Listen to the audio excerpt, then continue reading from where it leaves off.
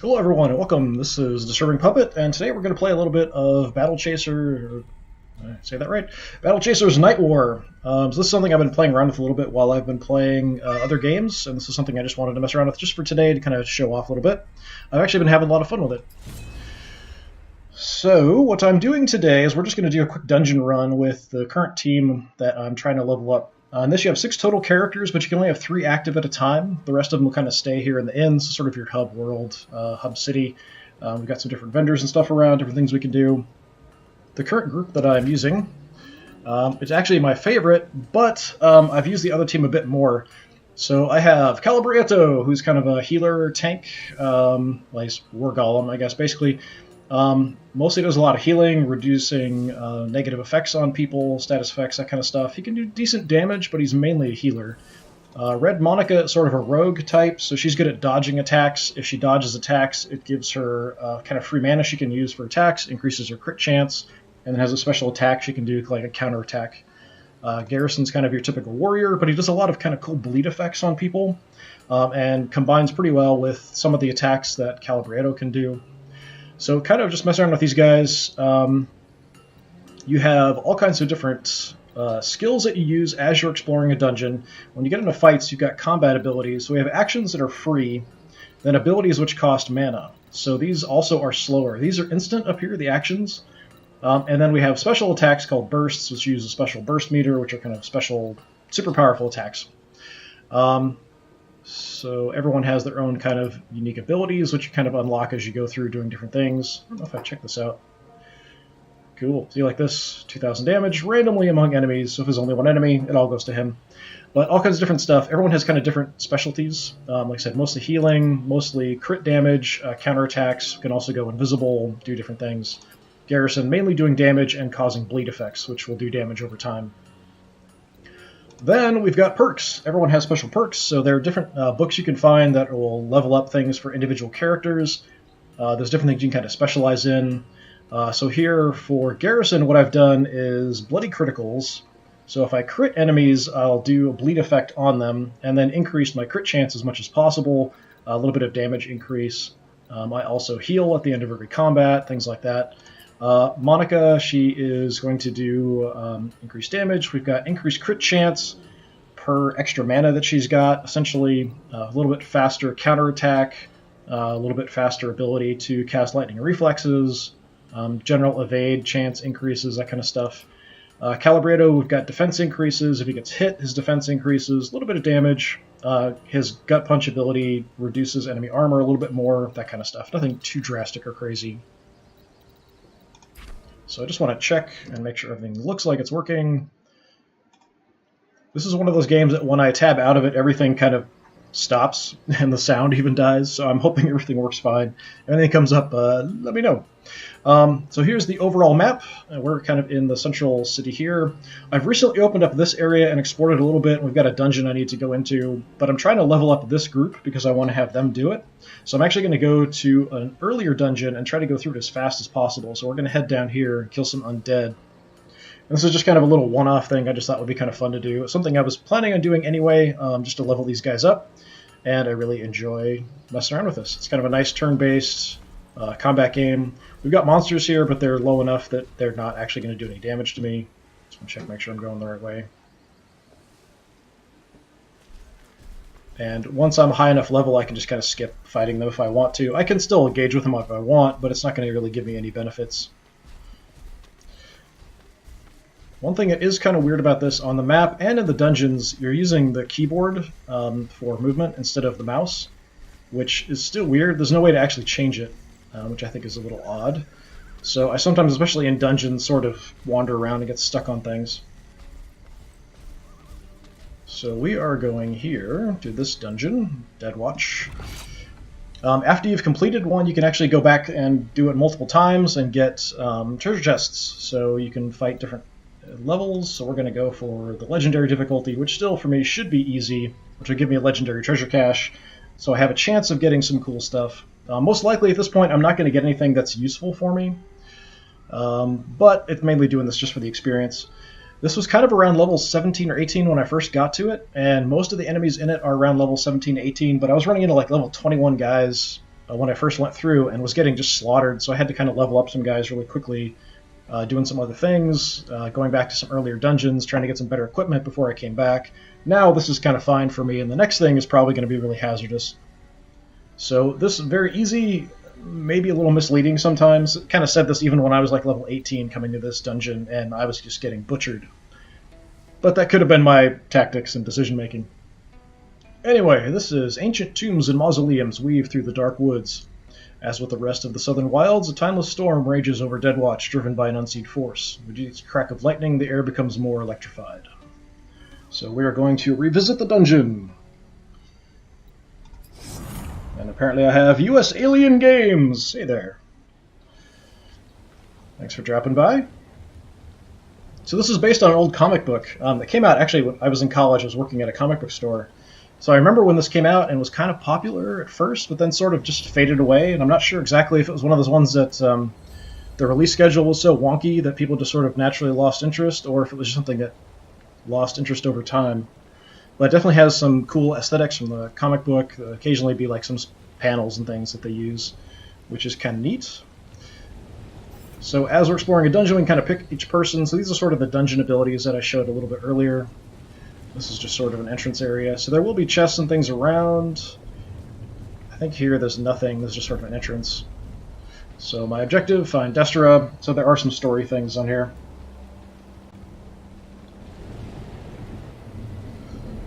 We've got a map, so I can kind of see a little bit ahead of me. So this is sort of a teleporter, so if I find another teleporter, I can jump to that.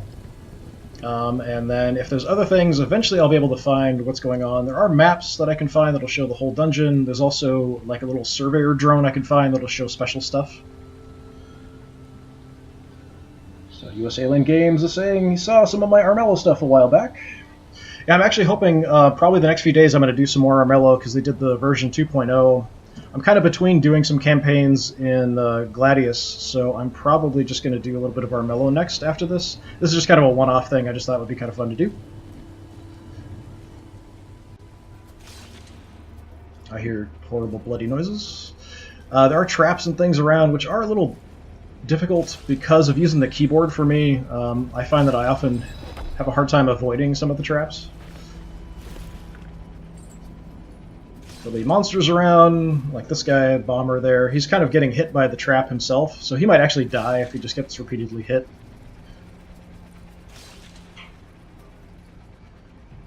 So let's try to get combat. So kind of typical turn-based combat. We've got the order on the left. So you can kind of see he's already hurt from hitting the trap, and he's actually bleeding a bit. So my order kind of based on my speed. So we've got health, we've got mana. In this game, as we do attacks, we get what's called overcharge, which is extra mana we can use, which doesn't decay the actual real mana. I try to avoid using my mana if I can. The only way to get it back is to rest at the inn. Otherwise, I've got some potions and things. But unlike most games like this, which just throw tons of potions at you, in this you get a lot of components for stuff, but you don't actually get a huge amount of potions. So I'm only running with some stuff that I've made, not a huge amount. It's a bit more balanced as far as giving you stuff that you can make for whatever you want. And US Alien Games is saying he's got this, but has a problem with it crashing. I've only had one issue with this game so far playing. I think I've put about 60 hours into this, and it was a thing where like the prompt stopped coming up, so I just had to go back to the main menu and reload it, and everything was fine. It is kind of acting a little weird with my streaming software, so I'm hoping it's streaming okay.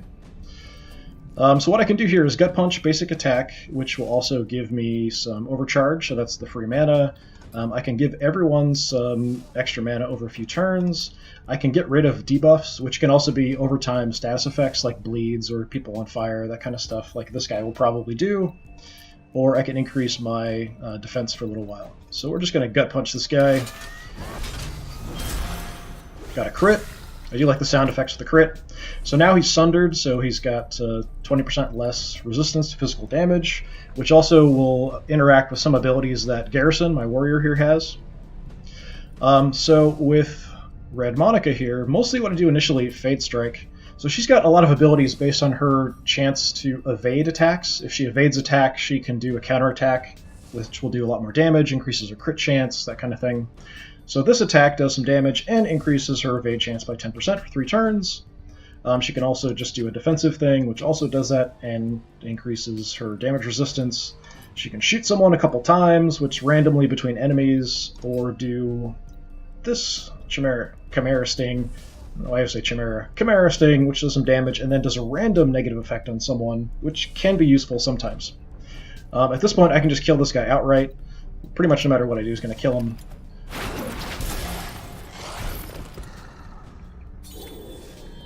And then that's Garrison's ability to heal at the end of every battle. We'll get a little bit of experience. Hopefully trying to level these guys up so we can take on the next level stuff. Get some components. Try to avoid getting hit by the traps. So, where to go? I really don't like these particular traps because they'll do quite a bit of damage and cause you to bleed over time. So let's try to chase behind this one. Okay, got a locked door. They don't seem to open doors much in this. So, which way do I leave? Okay, so this should be a dead end. Let's go ahead and go. We've got somebody who's stealth will be fighting as well. Garrison's going first this time. So stealth people I can't actually target, but if you have something that attacks random enemies, it might hit them, and if something hits them, then they lose stealth. What I often do with Garrison first is Sting. So this is a little bit of damage, good overcharge, and then does a good bleed effect over time. I then have abilities that'll heal me based on enemies that are bleeding, or I can increase bleed damage, that kind of stuff. Focus on the bomber. Let's just try to avoid getting hit. Almost killed him. The bleed probably isn't going to drop him. Yeah, almost.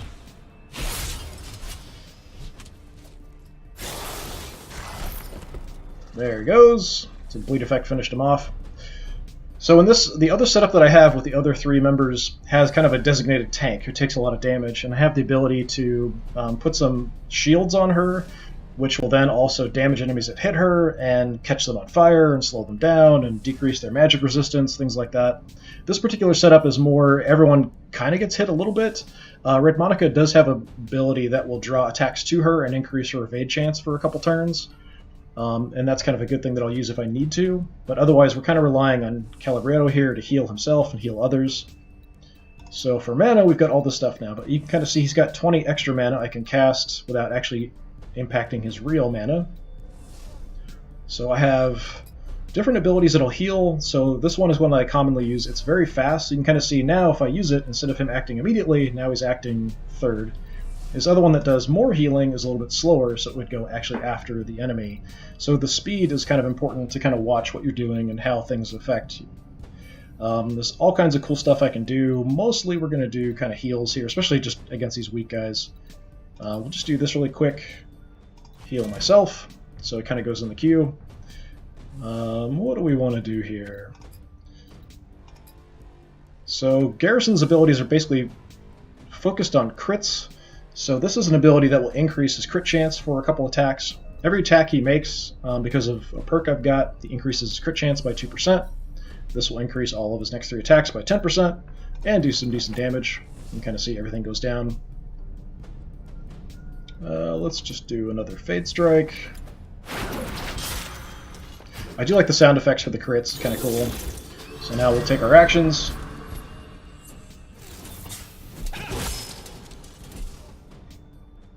Didn't get a crit, but now my crit chance is increased.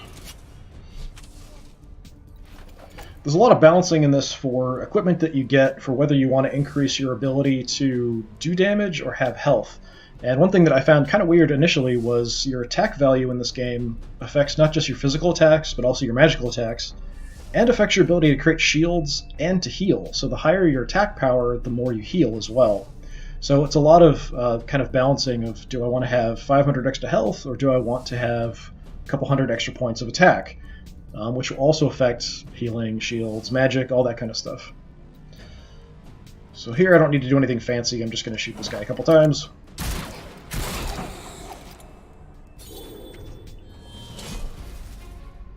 And mostly the stuff that's going to affect your stats are items. Leveling up doesn't give you massive increases in your skills, characteristics, or anything.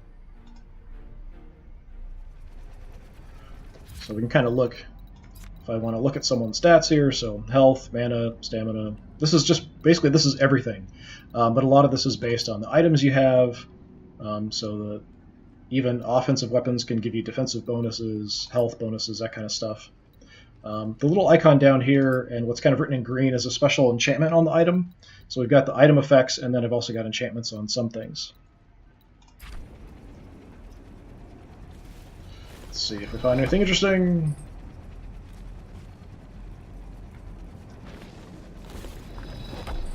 Most likely I'm not going to find anything super useful, but the components and things will be nice. I can make some more potions. I'm also kind of saving up some stuff for building some items. Since I have the ability to make some weapons and armor, but I'm kind of missing some components, but I think most of that's higher level, so I need to go to the next dungeon, most likely.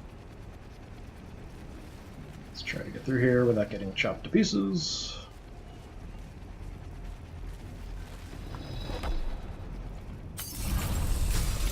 Oh, opening the crypt got me into combat.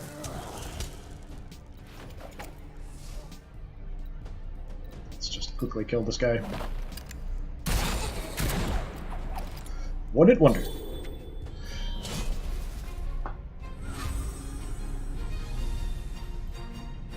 Yeah, almost no experience, but the higher level guys will give me some good experience. Also getting the gold and stuff helps. Let's follow this. Something I can check out here. Run! Before it comes back! Alright. So it's kind of an interesting dungeon. There'll be little lore bits and things that we'll find as well as we go through, so we'll kind of check out. I've seen all of it before. There's some little puzzles and stuff, so I kind of know exactly what I need to do to get through them, because I've gone through this dungeon a couple times. But it's just kind of something to check out to get a little more experience with these guys, and thought it'd be fun to stream.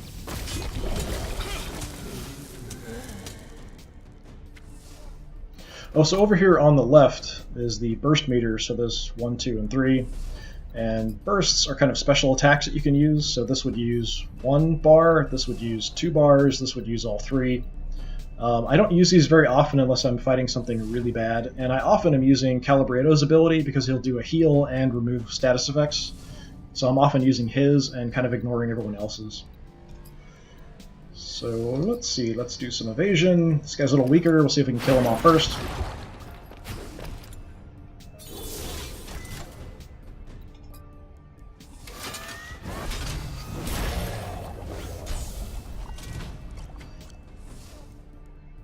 Let's just make a skeleton bleed, because it's magical like that.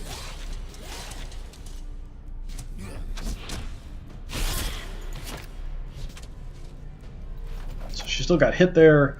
One thing that's kind of weird, as you level up, your amount of increase that you need to get crit chance overall increases or evade increases or things like that, you require more and more points as you level up. So if you don't actually increase your stat for things like evade or crit, you actually will lose an effective percentage as you level up.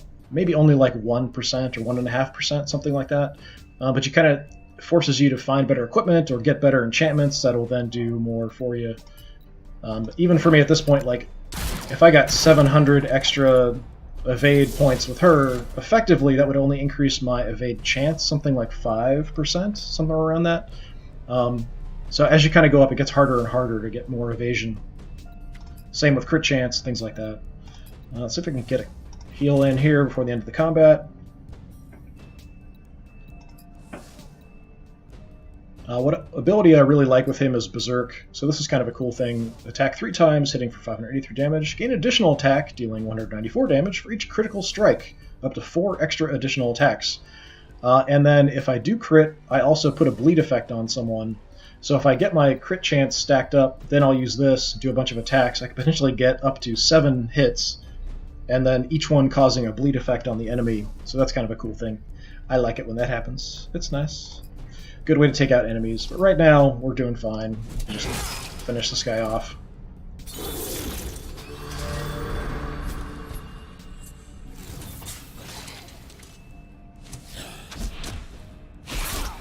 Another hit. Thought we might evade one. So this icon here does show that I have that heal over time effective. This is my evade chance increase. Let's try just a random effect to finish him off.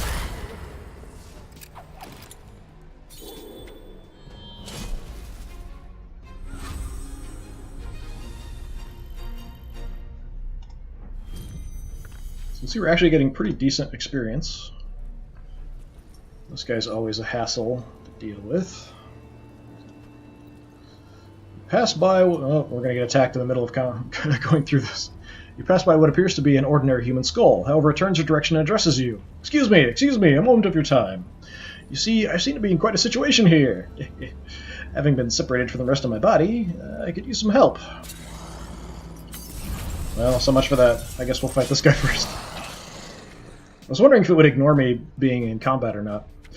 So this guy does more and more damage as he gets hit and as time goes by. So he's a little bit of a pain. He also can hit everybody with an attack. So let's have him bleed. Nice. So because I crit him, I've got a couple effects. So from the sting and the crit. Let's reduce his armor, so he actually has some ability here. Taking a lot of bleed damage. Wow, I actually missed that. I don't have really any, I think of like 1 or 2% evade chance with him. So he's pretty much already in a lot of trouble. Let's just do some extra damage for fun. He's pretty much dead no matter what we do at this point. I don't really even need to do anything. We'll just finish him off real quick.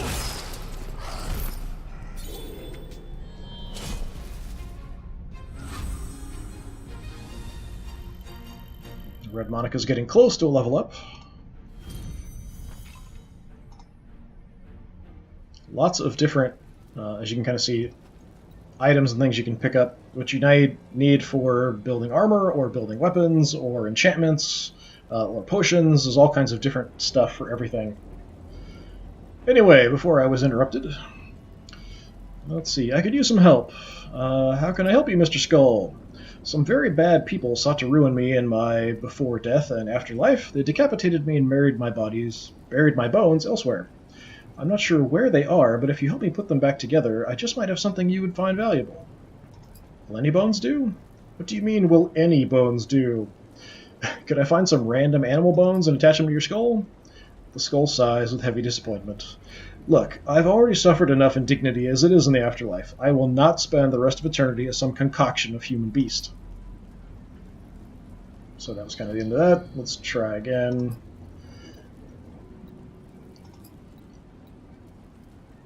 I think I have to find the bones first, and then it'll let me offer to give him the correct bones.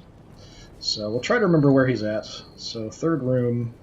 So we can see overall how far we've seen. And dungeons often will branch off different directions. There'll be sort of dead ends. Every time you go through a dungeon, it is random. So there are random tiles with different things in them, and they'll be in a random kind of layout. So everything will be a little bit different, which does make kind of grinding through them a little bit more interesting than you might initially think. It's not always exactly the same as you go through. This is a special thing that's only found in this dungeon so far. We have the ability to travel to the land of the dead using these. So things are different in the land of the dead. As you can kind of see, now there's only 2 of these attachments to the pedestal that rotates instead of 3, and this way that was blocked is open. So if we want to progress, we'll have to move that.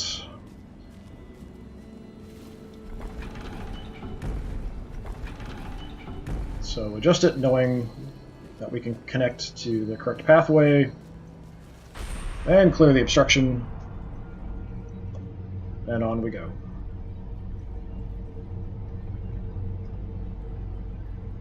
And then back to the land of the living. Sometimes things are different. I just want to check real quick. Yeah, it looks like everything's the same there. So here we have another blocked way. I would assume that's the way to the next room. Got a gate shut here. That's not what I meant to do.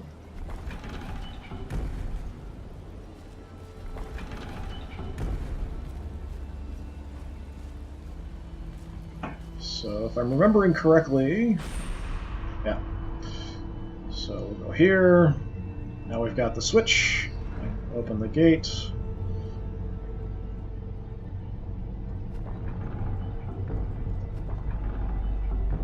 Progress to the next area.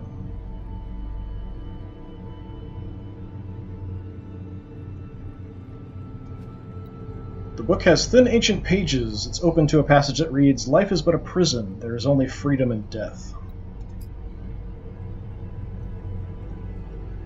So we can kind of see we've got some magical bars. We've got what looks like death. Let's try to go through. Yep, fine. Back to the land of the living. So it's kind of interesting how it's different. Just kind of a nice mechanic. Just kind of different little puzzles. Very simple. Especially after you've seen them once, you kind of get an idea of what's going on.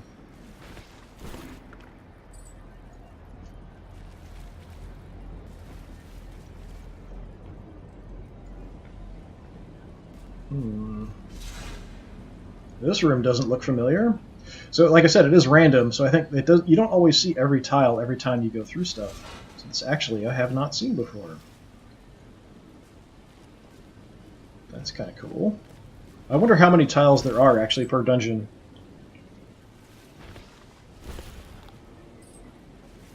I think I've done this dungeon 3 times or so.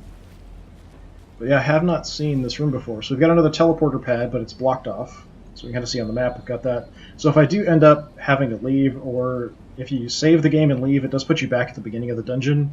When you come back in, it'll just give you the option, do you want to continue the dungeon? And you can, but it'll start you back at the beginning. The enemies that you killed will all be gone. And then you can kind of use the teleport pads to jump back.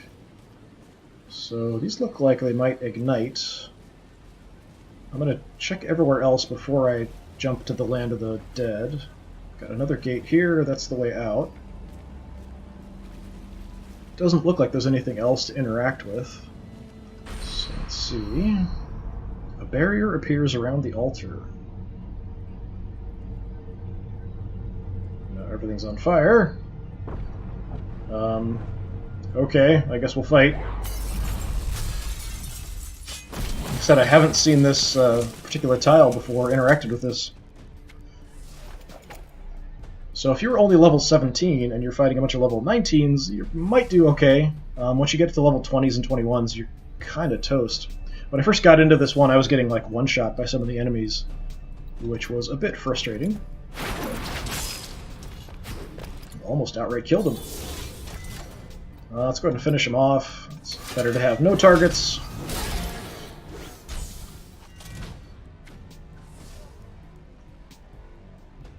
One of those XCOM rules, better to kill an enemy than to wound multiple enemies.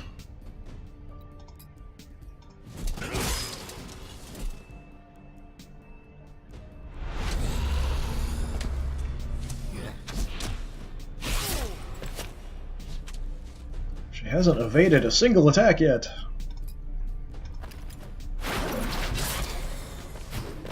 So now I've got 20% increased evade chance.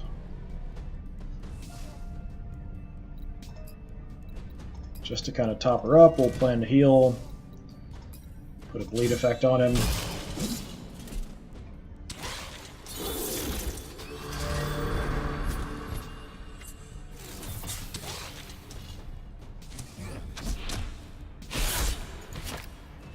Even 20%, she still fails. Sometimes you get really lucky, other times you don't. But she's healing every turn anyway, so it's fine. And he's pretty much dead.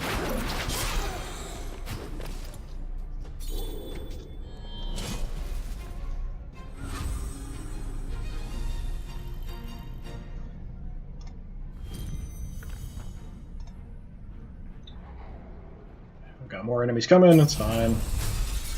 I'll kill everybody, it's alright.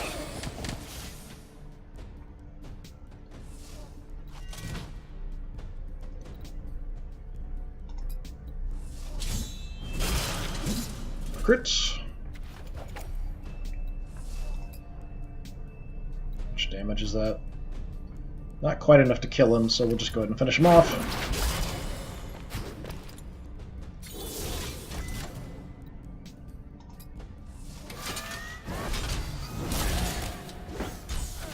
I like how they fall down, the animation and stuff when they get hit. It's pretty cool.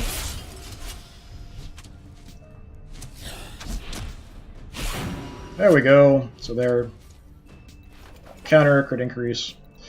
So let's go ahead and use her ability. So it's Riposte, which has a bonus. So if the counter buff is active, recovery time will be cut in half, and will instead deal 682 damage and apply Sunder, which reduces physical or increases physical damage taken by 10% for 3 turns. Let's go for the guy who's full health. Don't really need to do any healing. Let's just finish off this guy.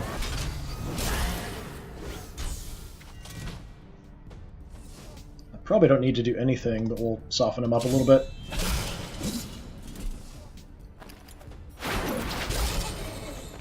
Didn't get a crit. Still, good damage. If I crit with that, it's like 1,000 damage kind of thing. I do like this combo better than the other one, but this one is much more based on sort of RNG. So let's look around and see if there's anywhere we can go now. So that's blocked. What about the other door? Look for switches and stuff. Open, but it's blocked. Oh, we've got an altar here too. Drink from the Shrine of Energy. Sure. So I'll regenerate overcharge in combat. So that's just extra mana I can use. So that'll last for a few battles. There's shrines like that kind of spread out through all the dungeons. They kind of look dangerous, but so far none of them have given me any negative effects. So now we've got the doors open. Guess we just had to defeat a few waves of enemies there. Thought there might be a puzzle with lighting certain fires or something. Come across a sarcophagus with unusually large bones. Something compels you to take them, though you don't know why. After all, it's not like anyone's going to need them, right? Might as well be yours.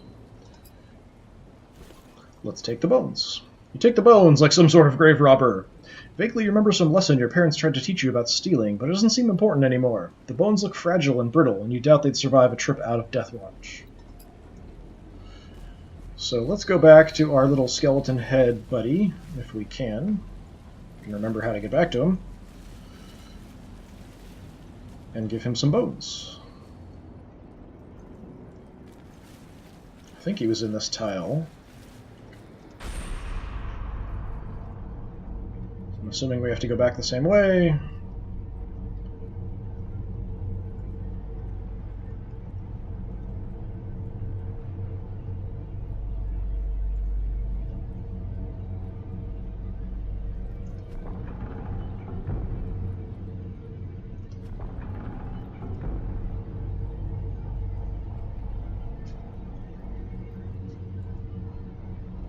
You kind of see I'm using the keyboard for me kind of causes me to stumble around and get hung up on stuff.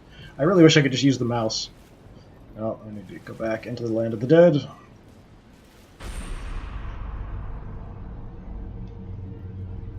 Could just be I'm not used to this kind of control, or I don't know.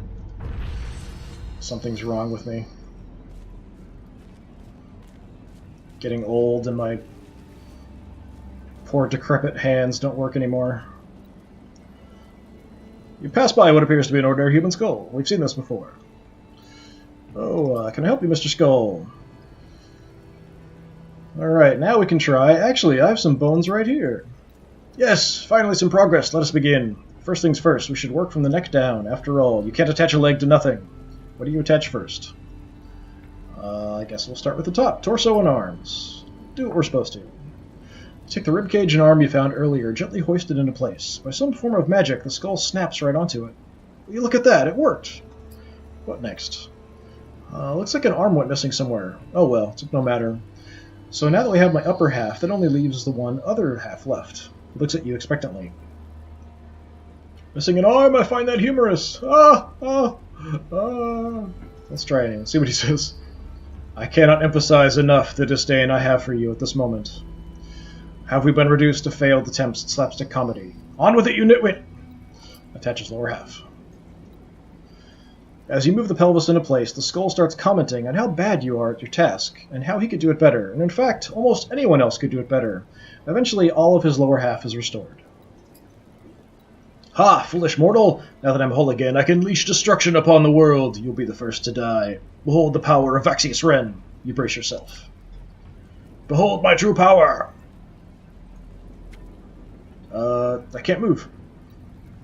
You can tell Vaxius exerted some effort, but did not move to do anything at all. Huh, that's odd. Why can't I move? Oh, I'm missing ligaments and muscles, right? But other skeletons move. Not fair, how come they can? As he speaks, you notice a bright, glowing object shining in his ribcage. Ask about the object. What? That? Oh, that's my medallion of... my cursed keepsake. It causes anyone except me to lose most of their intelligence and sensibilities. I guess it wouldn't affect you much. Take the object. No, don't! Vaxius tries to stop you, but can't. It's like taking candy from a skeleton.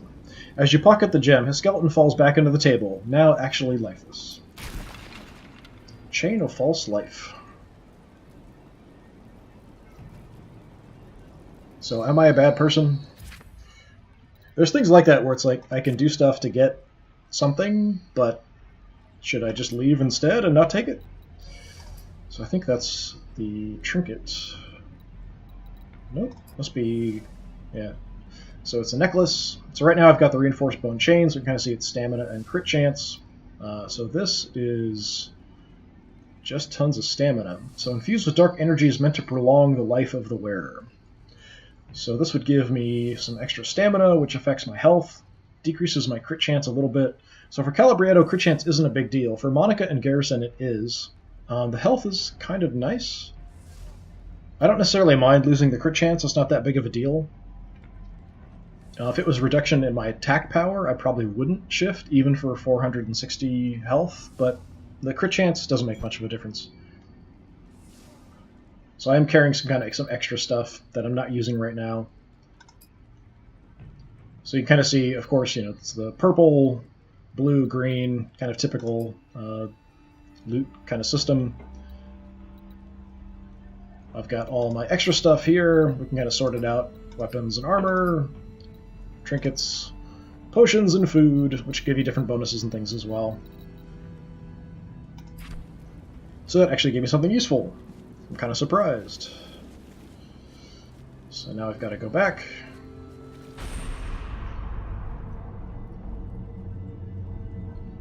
It's not a huge benefit, but an extra 400 health is an extra shot or two getting hit.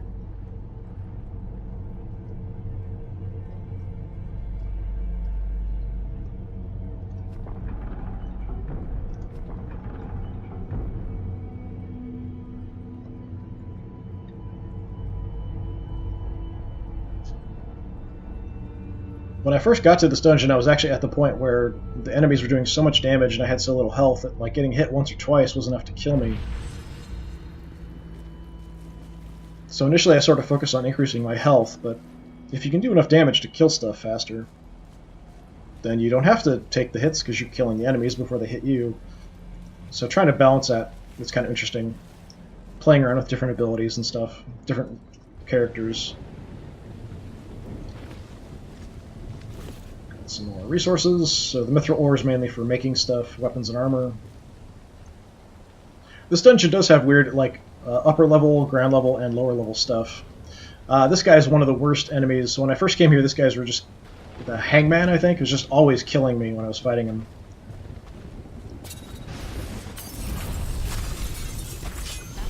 You can see level 20s. So if you're level 17 or 18 and running into these two guys, you're in a lot of trouble. For me, we should be fine. I do kind of want to kill him first, but this guy's weak enough, we might be able to take him out quickly.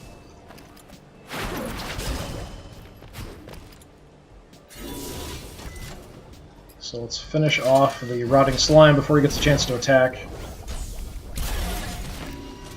Hangman does damage over time. He's got an ability called Doom, where he'll show the head and the sack to us. And then we have a certain number of turns to kill him or get rid of the negative status effect, or we'll take something like 1,000 or 1,200 damage, something like that, depending on the level of the hangman. Let's go ahead and bleed him a bit. he does. That big heavy attack.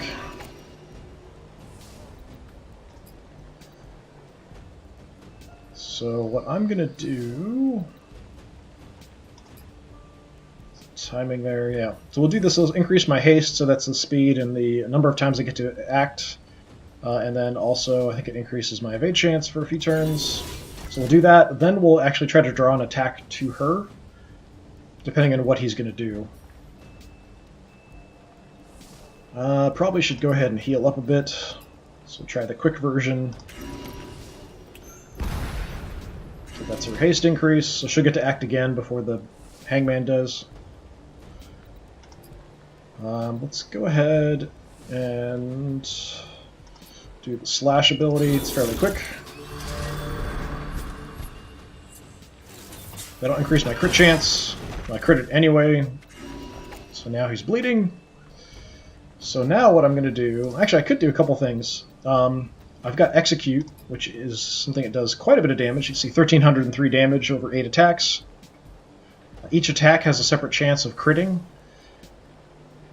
The other thing that I can do would be to, if I can find it, Distracting Shot.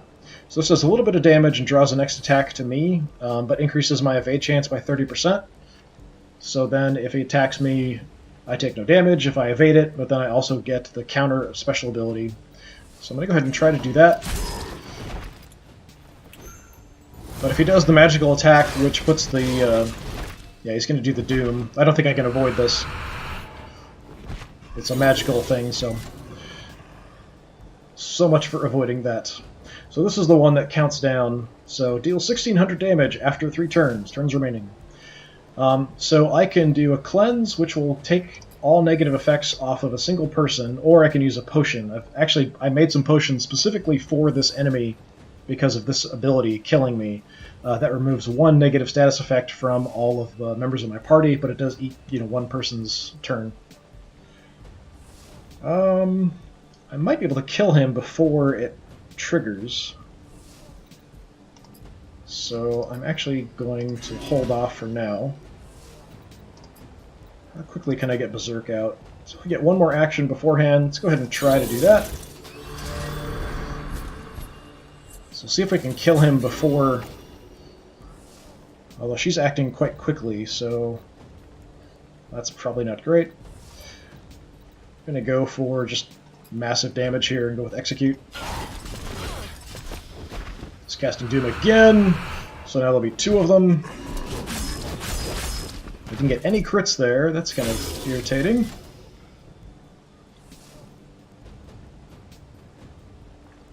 So I'm going to go ahead and use his burst, which is Purify. So it heals everybody and removes 2 debuffs from each. So it should take care of all those. We get a little cinematic here when we do it.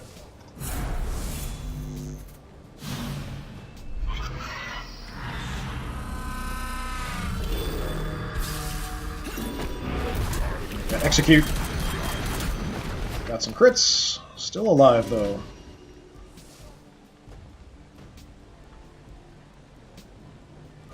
Okay, what can we do quickly? Got lots of options. Warblade is fairly quick. Yeah, so this will actually use some of my overcharge to increase the amount of damage we'll do.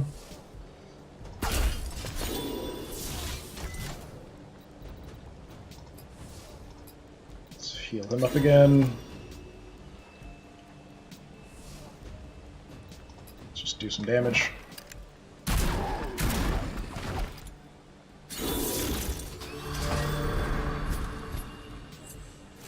Now we should finish him off.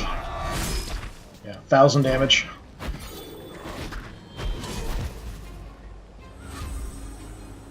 Victory!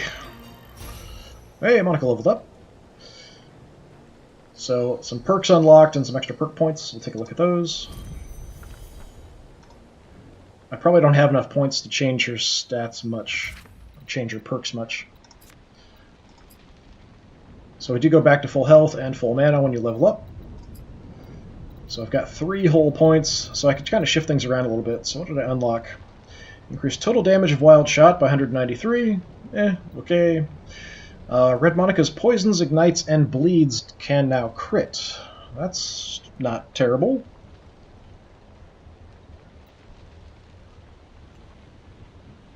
I'd like to increase this as well. I do like execute, so if a target's health is low, it does extra damage. This increases the amount of damage at 60% health instead of only 30% or lower health. So that would be kind of cool. So I could play around. I don't really see a good way to get anything that effective. I could potentially drop my attack power 14% increase to get execute improvements, but I think the overall damage is going to be better. So I do need to kind of ramp up her points. There's abilities and books that I can buy that will increase her perks points.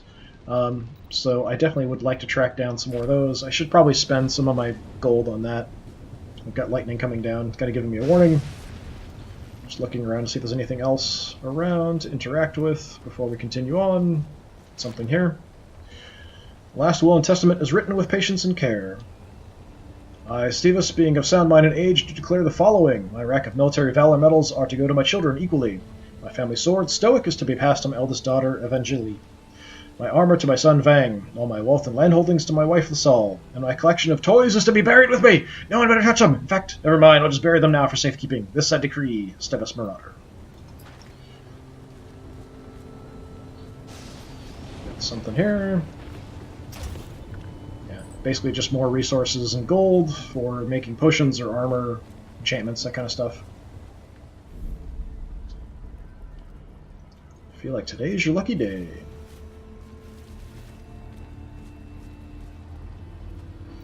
Strangely, the presence of this object seems to improve your fortune. So this is one of the fonts, whichever. Fonts or fountains? I don't know, what's the difference between a font and a fountain? Does anyone actually know what the difference is between a font and a fountain? I'm sure there's a difference. So this mysterious cube hums with energy as you approach. An inscription has been etched on its side. Some boxes give, this one takes. Catch it if you can, and empowerment awaits. You could give it a piece of equipment, but you're unsure of what will happen next. So I've seen these before in other dungeons. So I have to, well, I don't have to. If I want to, I can put an item in it. And then what happens is it will randomly teleport somewhere in the dungeon. Could also be somewhere I've already been in the dungeon. Then I have to find it and can pull it out, and I think it increases the level. So if it's like from green, it'll go to blue, from blue to purple, that kind of thing. It's not a terrible idea. The Typhoon I probably wouldn't mess with. This is something that Calabreto has. This is something Garrison has. The problem is I don't have a good backup weapon for anybody. So if I do this, I'm kind of stuck with crap to get through the dungeon. I probably could survive because of the level I'm at without having this, but I also really don't like backtracking through the dungeons, so I honestly don't often do this. It's probably better to just wait until I can build or find a higher level weapon anyway, instead of messing with it. That's my own personal preference. Especially because I'm streaming. If I wasn't streaming, I might do it and backtrack looking for it. So if you give it to it, it basically just kind of teleports and disappears somewhere. This has been very straightforward. There's been no branches or anything. It's kind of odd. Usually there's kind of branches and dead ends and stuff. You have to go different places to check everything. Okay, we have a long, creepy hallway. Creepy spider webs. Oh, I know this hallway. What was that? Strange. Yeah, the statue looked at you. That's a lot more than strange.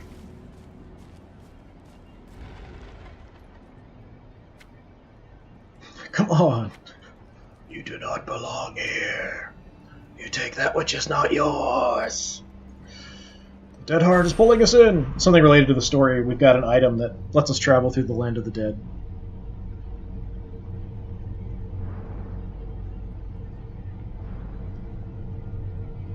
This is kind of a cool fight if you know the lore going into it. There are some books that you can find in the dungeon that tell you about this character I'm about to fight.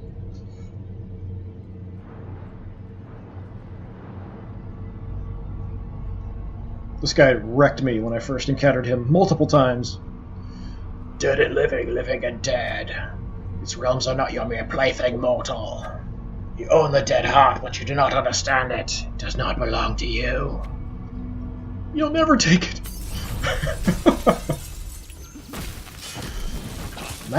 Markeron the Charred. So this place was being used by a particular cult to make lots of undead, using kind of the dead who died in battle. This guy actually came here to stop them, and eventually got killed, and then became kind of a slave to the entity that's here resurrecting the dead anyway. So that's kind of his backstory. You can kind of find some of the journal entries and things. But he's got this ability, deal 137 magic damage to all heroes each turn. And he also does a lot of just general mass damage, catching people on fire. So the first time I ran into him with my health and stuff, and with the characters I had, I just got trashed. With these guys, my tactic is probably going to be kill him as quickly as possible.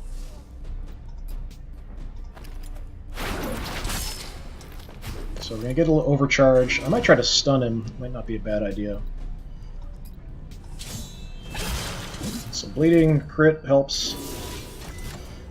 He's already got quite a bit, so let's actually do some damage with him. So we can do 900 damage. It's only 500 some. So that usually the faster stuff is going to do less damage. I do kind of like the wildfire, it's kind of fun.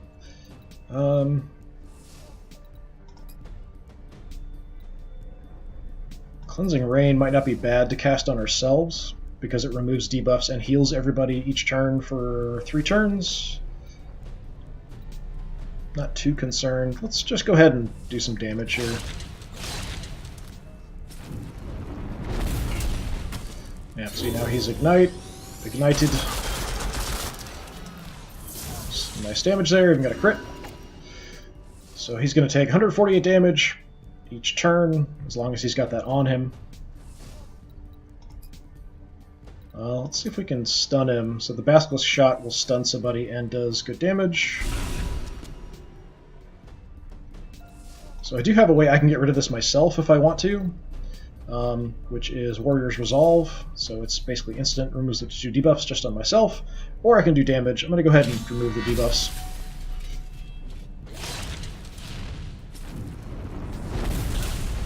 And he lights him on fire again. Good job. Knocked him out. Let's do a bit more healing. So this is 1200 health.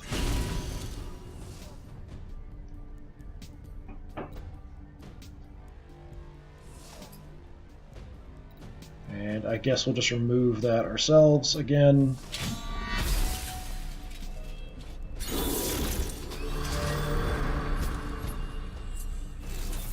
Almost back to full health.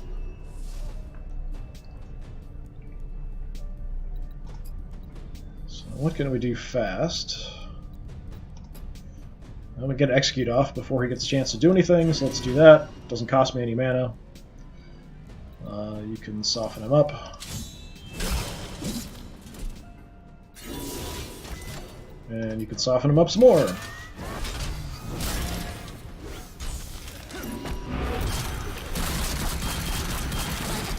And dead. That's why I like this setup. The crits, the amount of damage, really quick damage, getting enemies killed quickly, I really enjoy. It's kind of fun.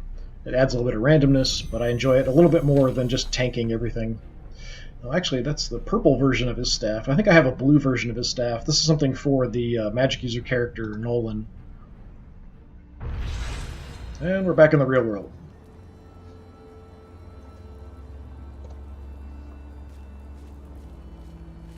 See if there's anything around. Studies of the Arcane, Time Warp. So this is something related to a quest kind of for a specific character. Alcazar developed the beginnings of the Time Warp spell in the Great Mana Halls. There, with access to countless tomes of knowledge, he learned to condense the multiple castings of ordinary spells into a single shorter one. After years of failure, he found some success, double casting a fireball spell before being laughed out of the halls by his peers. They could not believe he spent such time learning to cast 2 fireballs in the span of one regular cast. The humiliation caused him to seek a broader approach. Instead of double casting a single spell, he would seek to cast a combination of many different spells at once. At the bottom of the page are several incantations regarding time warp, though they are incomplete.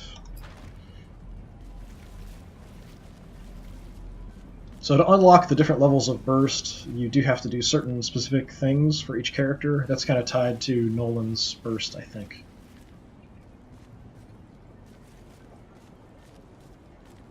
Moving on.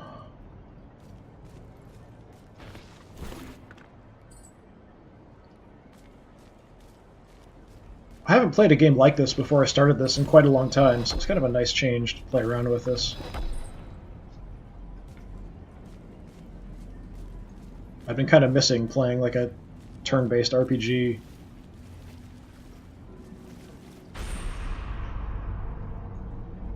I've seen this room before, so I know what I need to do.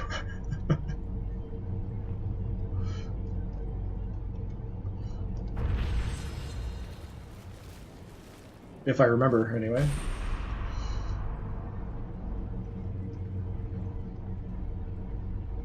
Got some tombs to raid.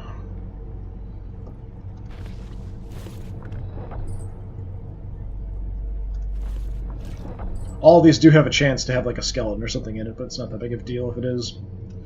So here we have, in this area you detect the faint aura of some living being. Though you can't make out anything about who or what it is, you can tell it is clearly suffering.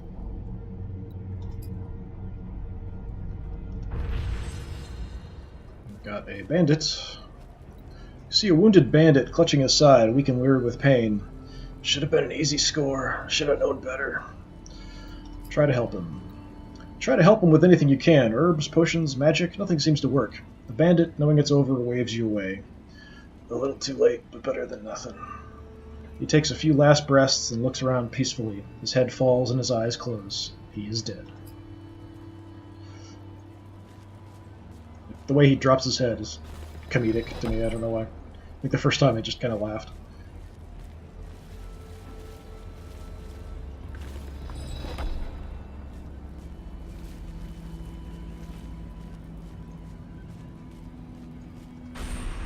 So now, what little of the bandit's aura is left still lingers here. You sense it is no longer suffering. See, the way is blocked in the Land of the Dead.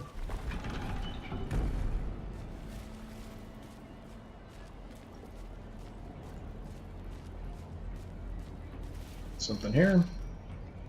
There appears to be a hastily scrawled last will and testament. I don't know how much longer I can... To my wife, dear Karen, I leave very little, as I have little to offer. Please accept the testament of my love. Won't be much, I know. Someone, please watch after my old dog, Corella, for me. Her fur may be silvery and sun-faded, but she was reliable, if a bit dirty. I should have washed her more often. To my kids, I leave what they deserve, everything I have, which is nothing. I am Bristoff Crooks.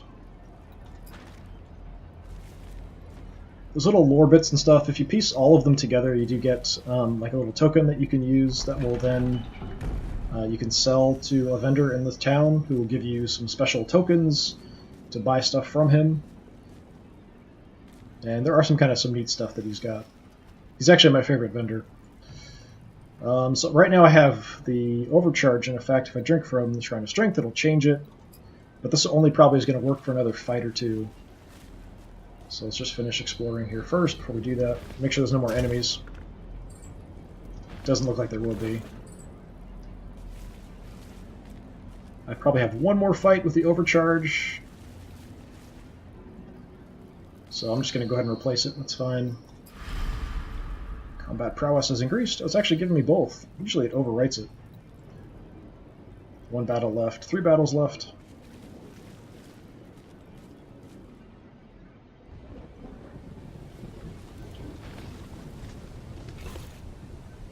Gravebone shards. It's more stuff for weapons and armor.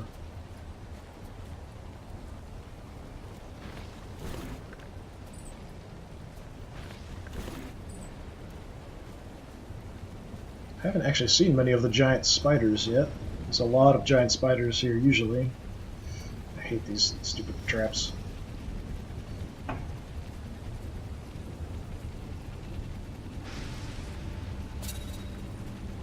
Something's attacking me. Gravedigger.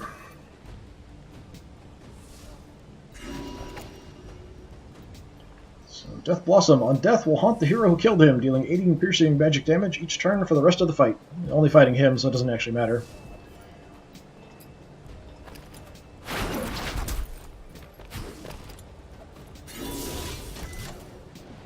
Let's do a little healing.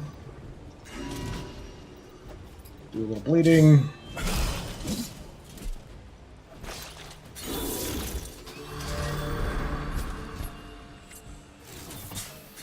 When you first run into enemies, it won't actually tell you a name or what they're casting or doing, but after you've fought them a bunch and killed a bunch of them, it will give you more information. So you kind of have like a little codex and bestiary that you can look at as well. That'll kind of give you information on stuff if you want to look at the enemies after you've killed a bunch of them. So he's pretty much toast.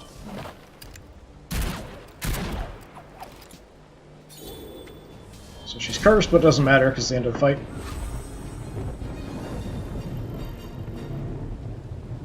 I feel like I'm tripping over my words more than usual today. I'm not sure if I really am or if I'm just crazy.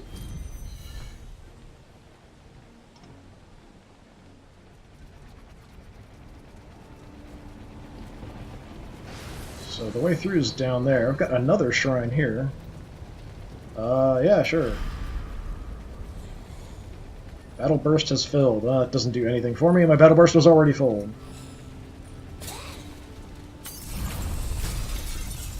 I rarely often actually use the combat abilities that are triggered with the dungeon abilities. Like he's got one that makes him like move really quickly and gives him a haste increase if I use it to get into combat, or a way to stun some enemies. With these level guys, I don't really have to worry about it too much, but when you're fighting guys who are much higher level, it is very helpful. It's not like necessary, but it can be really helpful in a fight. So Red Monica's ability is to turn invisible, can kind of sneak around and steal gold from people, and Calibretto can heal everybody in the party. So sometimes you might have to switch into him just to do a little heal if you need it outside of combat. But I've got potions and things too, so it's not too big of an issue. So the way through is down there, so let's explore everywhere else first. There's a giant spider. Oh, and a burning wizard.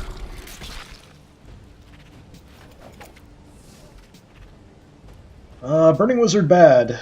Giant grave spider has an ability that'll do like 1,000 damage. Rotting slime I can probably kill quickly. Let's see if we can finish him off fast. Good job. Let's just gut punch. Let's try to take out the wizard.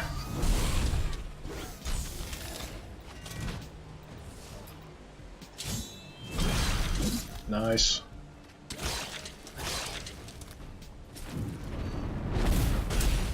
I seem to like catching Garrison on fire.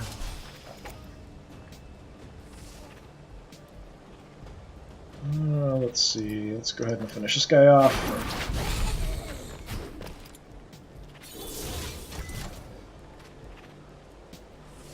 And let's quickly cleanse Garrison, so he's no longer on fire.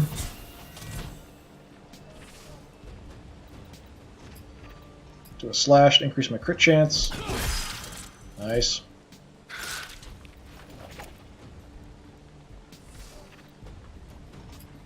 Let's see if I can stun. No, that's too slow. How about we do a distracting shot just in case. Would have drawn the next attack to her, but figured the bleed would probably kill it off before it happened. Trying to show off different abilities if I can, but I'm at the point where I'm doing quite a bit of damage. So things aren't lasting quite as long as I would hope. But mainly just kind of doing this to kind of quickly gain some extra experience. Something came up there. There we go.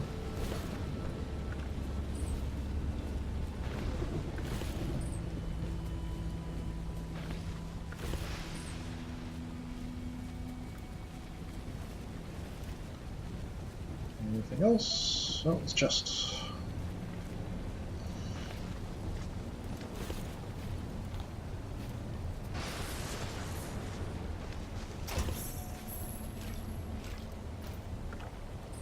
Play to the Damned. That's for one of the other characters. It's probably not going to be better than what I've already got.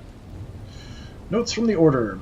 It is now indisputable that Deadwatch houses many of Varys' slain. However, they lie mixed with thousands who were not a part of his military force, and so casting the appropriate wards has proven difficult. Are we to desecrate the burial sites of countless innocents simply on the off chance that his servants may once again be called to battle? While the thought brings distaste, the potential cost of inaction is high. Our clergy have begun preparations for the rituals that will render Deadwatch inert, formally placing a seal over all those who rest here. Might they forever remain where they slumber. Still, I know my hesitation may cost lives. So this was Macron, the guy that we killed, Macron the Charred. So he was kind of sent here to just kind of stop this. The priests had been working for a guy named Varys. So anyone who was killed by in battle with Varys was potentially able to be resurrected as undead. So they were doing that and raising huge armies of the undead. But then that caused a problem because Varys went nuts, as you would probably expect.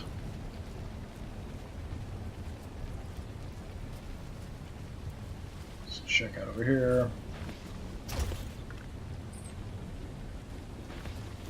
At least that's what I've pieced together from the story so far.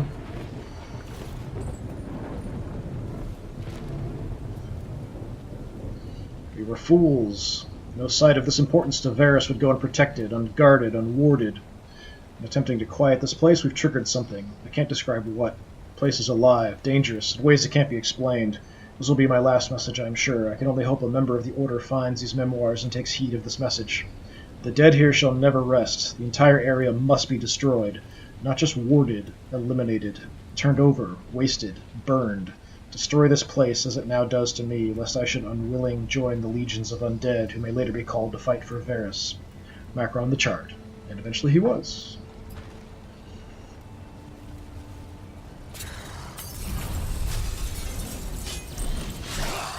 Venom Bomber!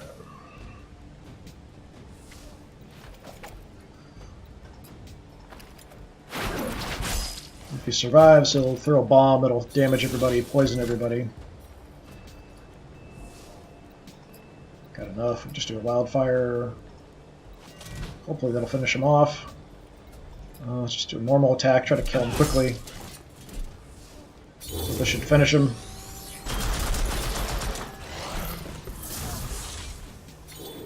Even at lower level, if you can just get one enemy at a time, you're typically pretty good, even if they're higher level.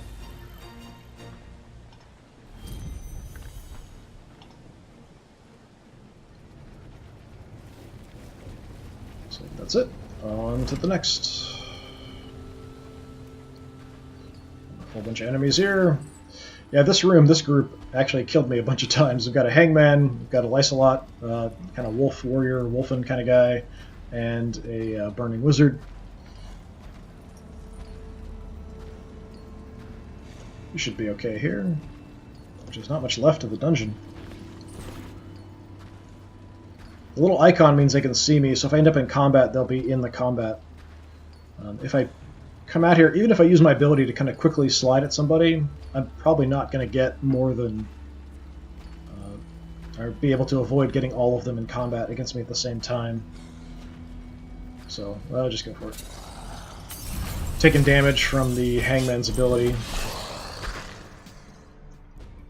Actually, the wizard must have been further away, so we avoided the wizard. That's helpful. The Hangman is the priority.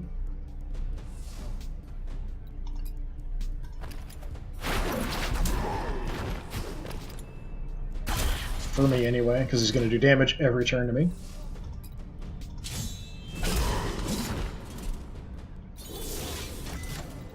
Let's gut punch.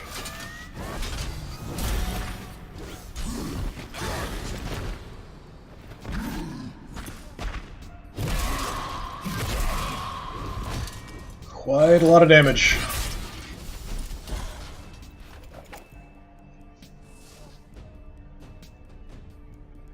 Let's see.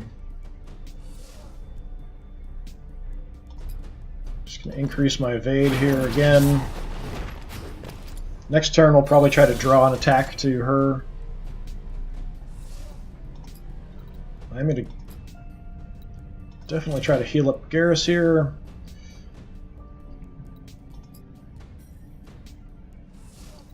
I could heal a little bit myself with the Siphon ability. Everyone who's bleeding on the enemy side will heal me for a little bit if I use this, do a little bit of damage. I think I'm just going to go for damage though, so we're going to do this, increase our crit chance as well.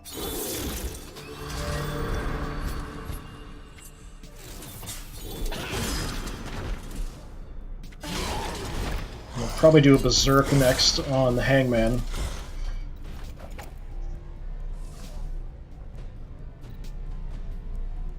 He's going to do the Doom, which is something I can't avoid.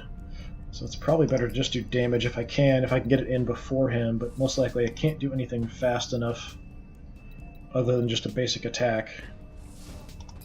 Just looking to see what kind of speed I have on different abilities. Yeah, I can't really do anything before him.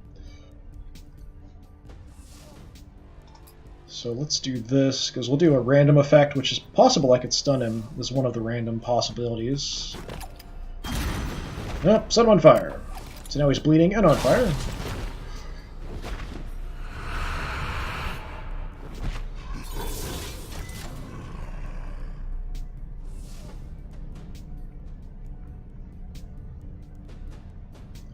Okay, what I'm going to do, we're going to go ahead and gut punch with him.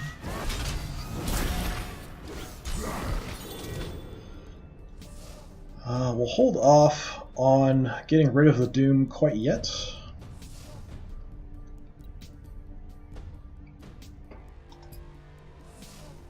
Don't have enough to cast Berserk without using any of my actual mana, so instead I'm just going to do a quick attack.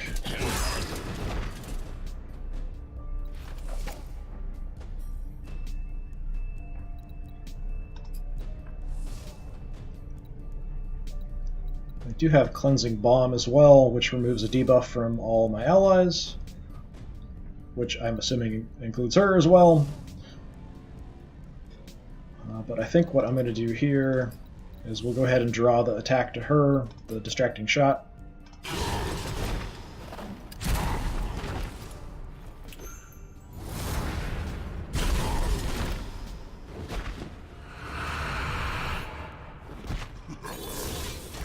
Now we are doomed again.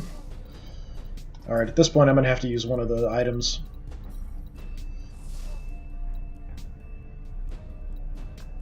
Group Cleansing Flask.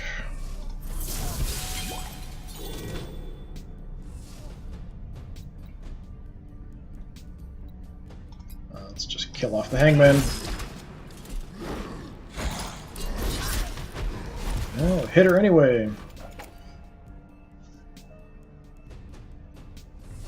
Well, that's unfortunate.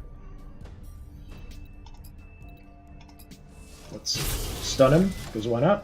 Yeah, Doom just pounded him, because he had 2 Dooms on him. Let's get a little bit more mana. Free mana, anyway. And we'll try to do some healing.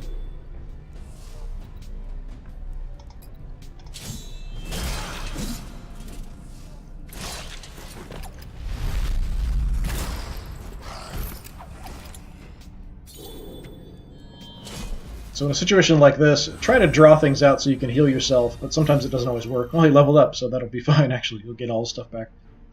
Never mind.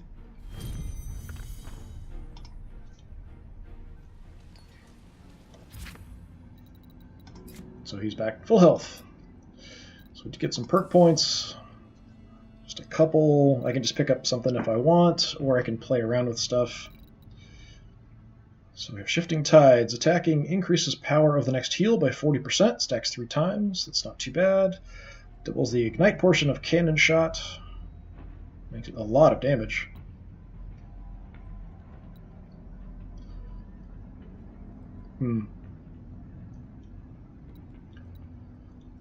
Increasing his attack will increase the healing. That's kind of why I focused on doing that and doing some health and defenses. Gut Punch I use a lot, so I definitely put points into that. I don't really have a good way to free up a lot of points to maybe shift something around. I don't see anything that great, so we'll just do this and increase the crit by a little bit. Maybe later we'll play around with something else. Let's deal with this Burning Wizard.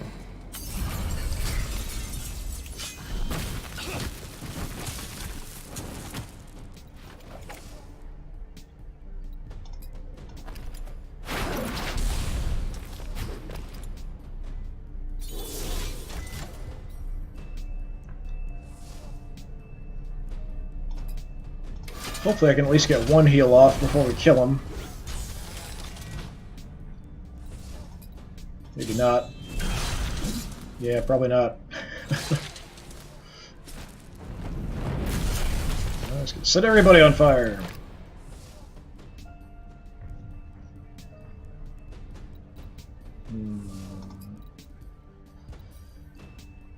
Let's do a cleansing bomb.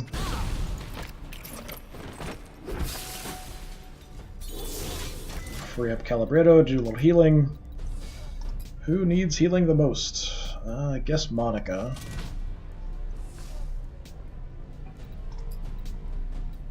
Use my Siphon ability. That'll do some damage and heal me for a little bit.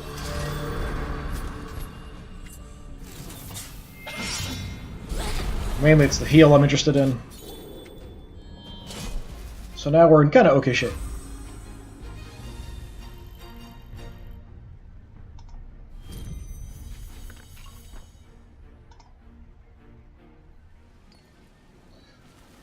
Okay, so we have...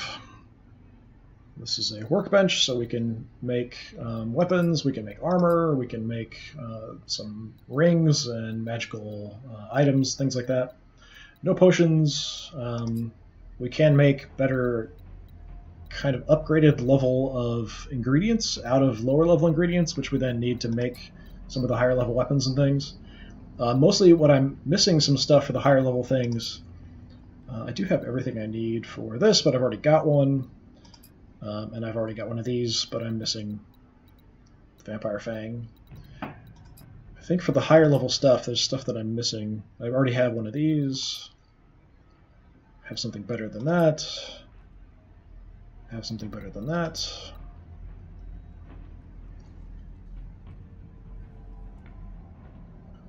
Damage, haste, crit, and evade. That's all pretty good. Maybe I'll make one of these, actually.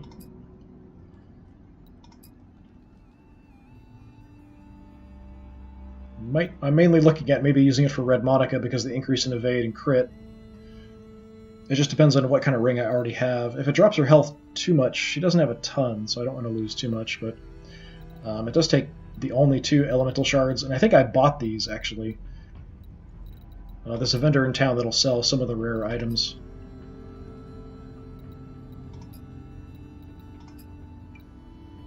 Yeah, tempting. I think the elemental shards and the vampire fangs and things will come from the next region that I need to go to.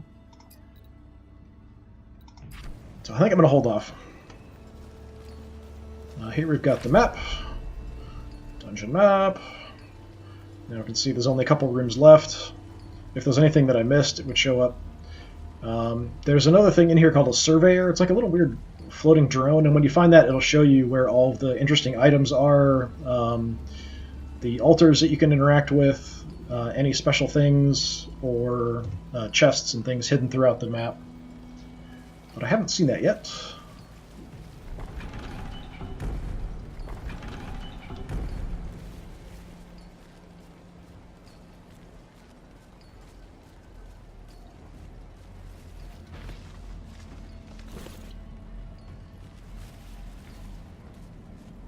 So I'm pretty sure the way through, well, it should be this way. I think this way there's just a chest. Yeah.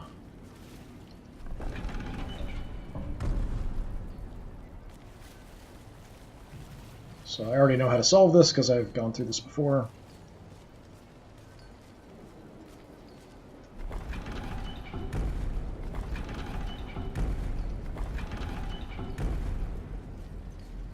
Kind of simple, nice little puzzles.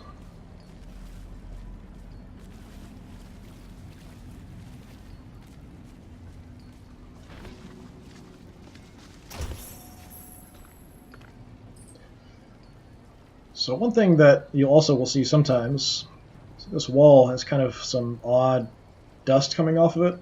So one of the characters has an ability to kind of pound the ground and will break weak walls. So there is actually another chest back here, but I don't have that character in my party. I do have an attack that I can do with Calibretto, but I'm not sure if that actually will break walls or not. I don't think so. I think it just does damage to enemies. I think it's only that particular character that can break down the damaged walls. I'm actually going to hold off trying it, because if I use these, the only way to get them back is to then rest at the inn overnight. So it's kind of a hassle. Part of why I don't use the abilities very often. Trying to remember where I should go.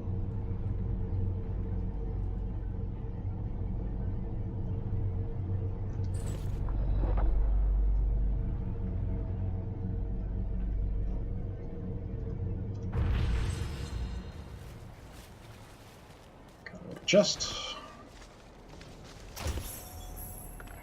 dark onyx ring. I think I have purple versions of the onyx rings. Yeah, I already have purple ones. So you can see, like for this example, I could switch to this ring. I'd lose 300 health. I'd lose a little bit of my speed, but I'd get 92 attack power. It's not a terrible trade-off, but my health is a little low. I'd like everyone to have at least 3,000 for kind of the level I'm dealing with right now.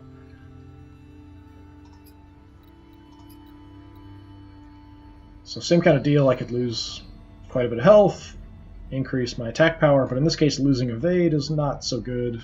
That's kind of her main defense, actually, is her evade. Calibrado's already got one of these. Or the vice versa, I could do something like this. I could increase my health by 300, but I lose attack power, but that also reduces the amount I can heal. So I'm fine with kind of the trade-offs I've made at this point. Trying to keep everyone right around the same health, right around the same attack power, but it's a little bit more important for certain characters than others, and certain stats like evade for her, super important. Crit for Garrison, super important. But even with me trying to maximize his crit, it's only about 19% right now.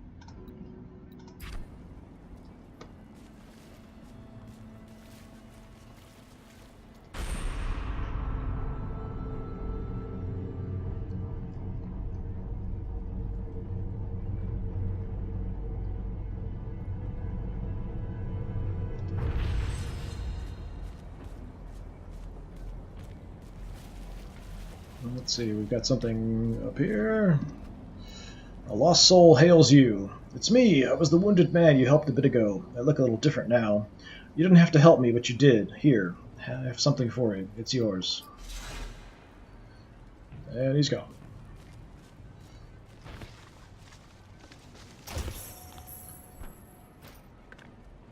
Yeah, the armor, not going to do me much good. Potions, always kind of nice. I think that's one that increases my crit chance for a battle or for a couple attacks.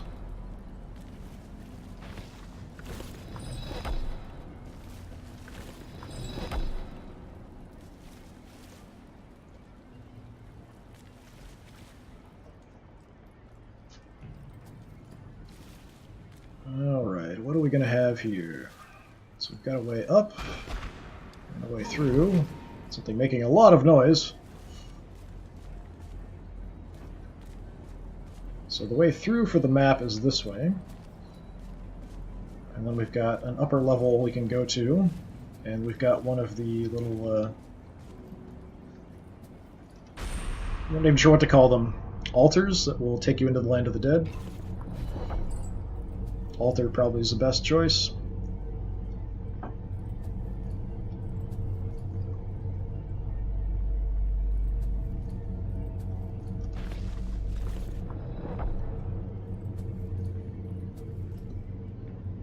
Else. This is a room that I've come across a few times, and I haven't actually figured out if there's anything I need to do here. I haven't looked it up or anything, but... So we have here at the end, this is an inscription behind the statue, or beneath the statue. Here lies Lord Belvros, fearless commander and soldier. In honor for his service at the Iron Outpost, may she never fall. It seems like there's nothing I can do here. There is a hidden wall that I can break through with the other character over here, so you can kind of see the dust coming off right there, which will open up an area to a chest. But as far as this area, it kind of seems like there should be something I can trigger in the way the torches light up as I move. I tried moving around to kind of get certain torches to light up in certain combinations, but there's no real hint about anything, nothing to interact with except for the little plaque here. I tried using the character that can damage stuff next to this to maybe knock down the statue, That didn't do anything either. So I'm not sure if there is anything you can actually do here to trigger something. But I spent, I don't know, maybe 20 minutes one time just trying different things, trying to get the different torches to light up, stuff like that. Just to see if there was a way that I could get something to happen. Maybe it's just there to read. Now, got more hangman. Lots of lightning. Bunch of enemies. So there's the little drone you can see flying around. Let's try to go get him. He will fly away from me.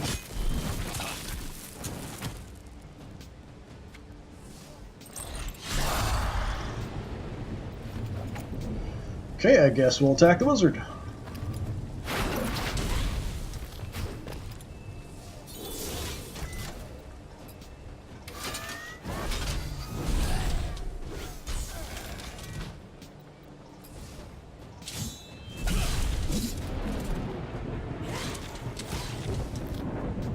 Here comes a fireball. Ow. Let's finish off the wizard, I guess.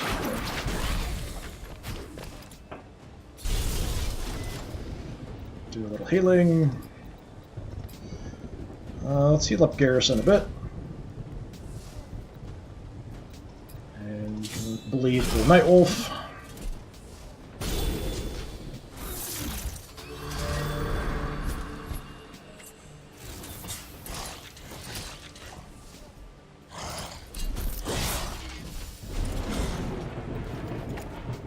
So each time Calibrato gets attacked, he does get a little damage bonus. Not a lot, but anything helps. Let's go ahead and draw an attack.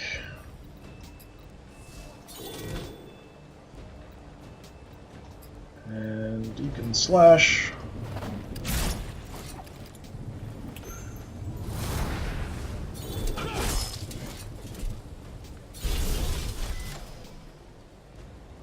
See, I'd like to do some healing, but I don't like using my mana. It's probably just my own personal preference. Go ahead and kill him before he gets a chance to do anything, just in case. Oh, we had a multi-wave. Didn't even notice. So off here, if you have too many enemies, you'll actually have them split across multiple combats.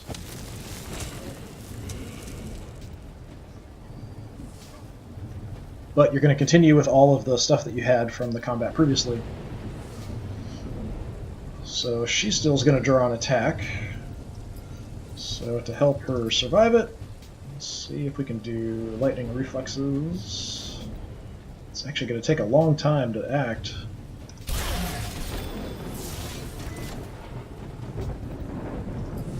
Do a bit more healing. Let's heal up Monica.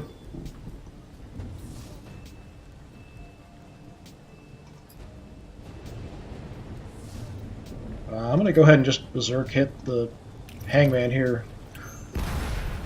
See if we can do a bunch of damage to him right off the bat.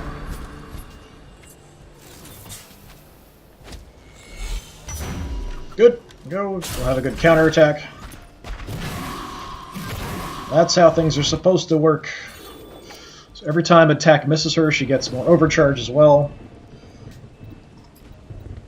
So that's cool. We'll use Riposte to do a bunch of damage. We'll also hit the Hangman, try to kill him quick. Didn't get a crit. That's unfortunate. No crits there either.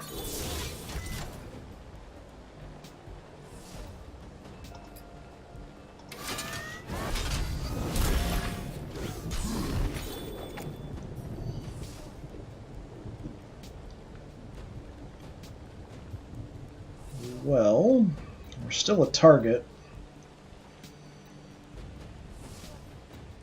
Let's increase our evade chance a little bit more.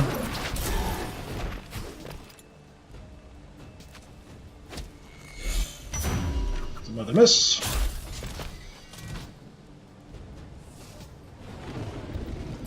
Let's bleed him a bit.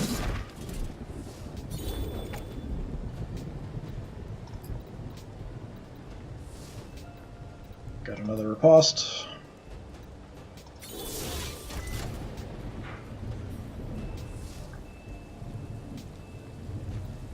Let's just build up some extra overcharge.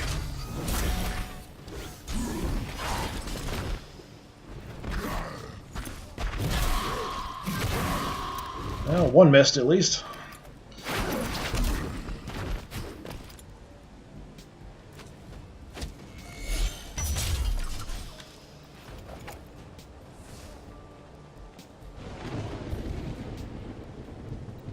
So he's going to bleed a little bit. See if we can do some additional damage to him. 247 and a random, or 297 and I'm less likely to get hit. Let's do that. So it's not quite enough to kill him with the 84 per tick. So let's finish him off.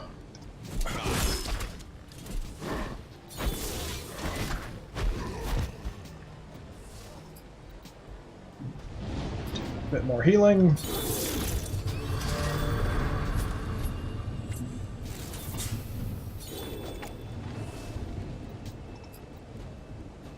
Just because we can, guess we'll execute this poor little archer.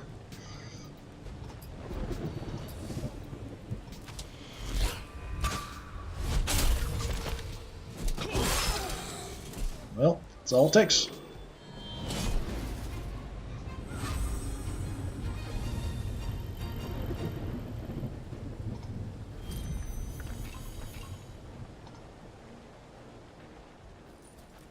Ah, come back. Said come back. There we go. Surveyor Stone. So now I can see all the different stuff. So we've got somewhere we can make something, something you can interact with. These are the altars that we saw. Some kind of enemy, I think. I'm not sure if we already killed it or not. Usually stuff is gone once we've dealt with it. But I'm not sure what that would be. I'm not going to backtrack necessarily to just deal with that. This is kind of the main boss here. So we've got some kind of mushroom, we've got a teleporter, we've got something to interact with, and some place to make something. I think we saw that already. So let's see if we can avoid getting hit by lightning.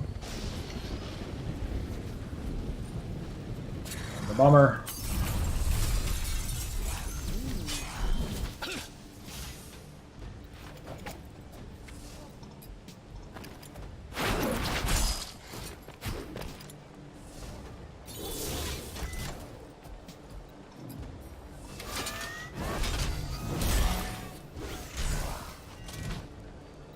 And bleed for me.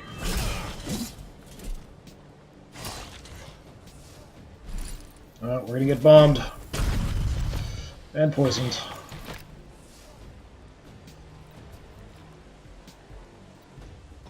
Just finish him off.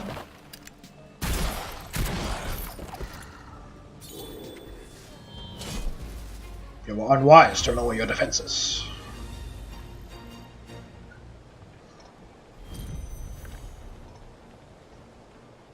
Garrison doesn't talk that way. He's more, you are unwise to lower your defenses. Not quite that bad.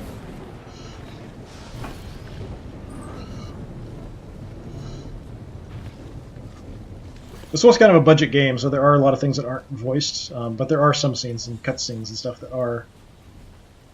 But overall, it did a pretty good job.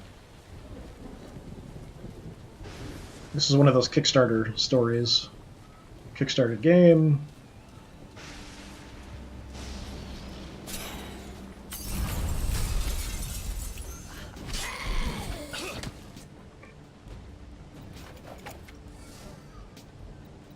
Just do my typical Fade Strike attack.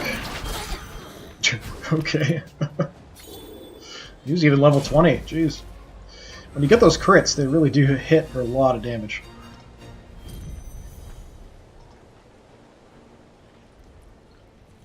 All kinds of enemies.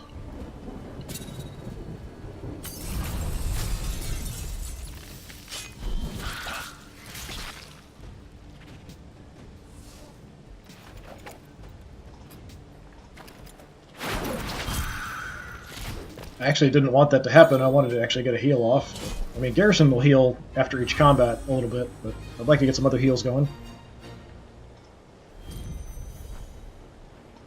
I'm not really in danger or anything at this point. This guy's a bit tough, though. The Lysolot Avengers.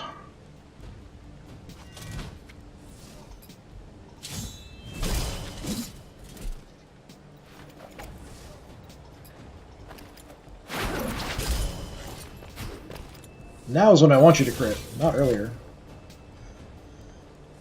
Let's see.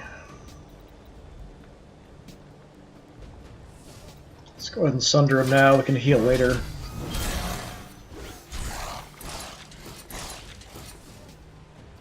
So I think it's going to hit everybody.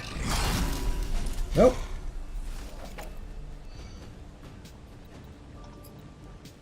Got our counterattack up, so Riposte is ready to go. Don't even really need to attack at this point.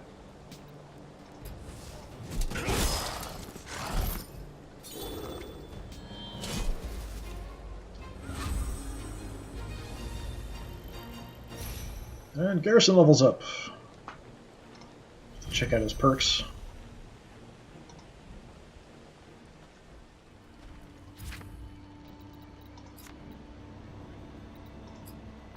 We have Enrage 2. Enrage will also increase crit chance of the party by 5%. Okay.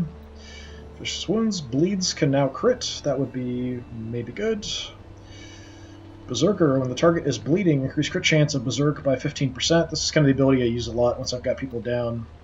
So it's the one that I attack more if they are if I get a crit, and each crit then bleeds because of bloody criticals. So this would be a really good one to have.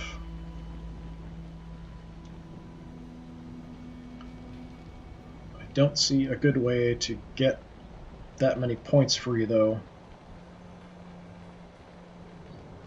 Yeah, I really need to up my perk points. Got some books and things that I can buy and burn a bunch of gold and shadow tokens on to add some perk points to some of my characters. I should really do that. So I get hung up trying to go in our corner again.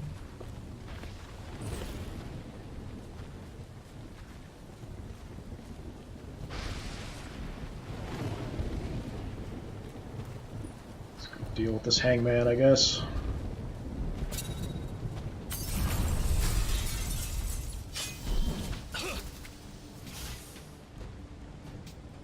So I think he's hurt because there's random lightning coming down, so he must have gotten hit by lightning at some point.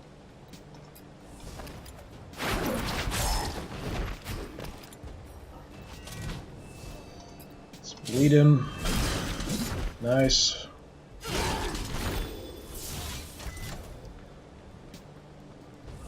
Let's go ahead and do a heal now over time.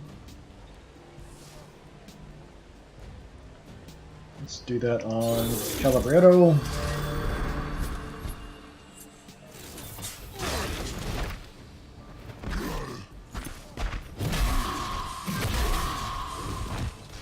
I'll heal some of that back.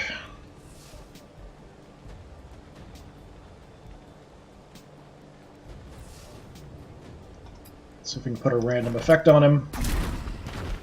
That'll slow him down a little bit.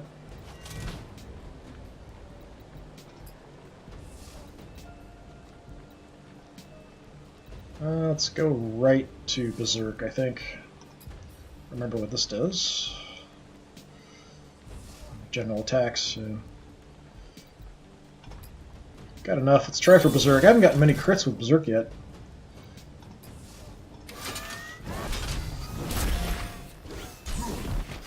Would be nice if it actually triggered. So he's going to do Reaping next, so let's try to dodge it and take it on Red Monica.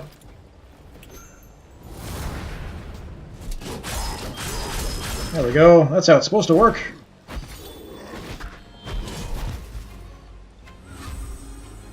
So the crits do a lot of extra damage. Each crit gives me an additional attack. Each crit causes bleed. Like I said, it is RNG based a lot, but I really enjoy this setup a bit more than kind of the slow and steady using a tank, drawing fire. Oh, we got a whole bunch of guys. The Gravedigger we want to kill last because of his curse ability, if possible. The Lysolot Avenger is probably the most dangerous one. So let's focus on him.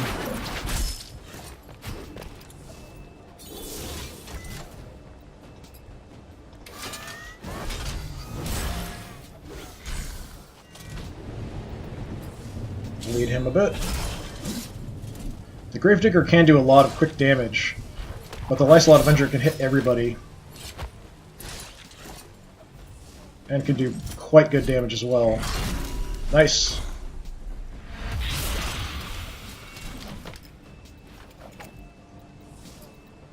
Alright, let's get a riposte off. Nice. That's good crit riposte hits. Let's do a little healing. Let's bleed the bat.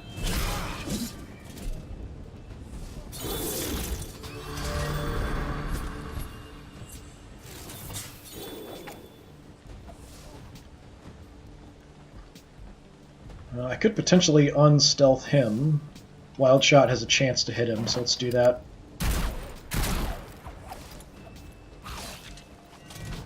It'll probably decrease the amount of damage he'll do with his attack.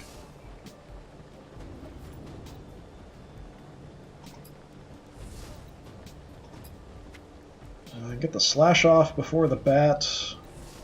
Can I get Berserk off? Nope. Slash before the bat, so we'll do that.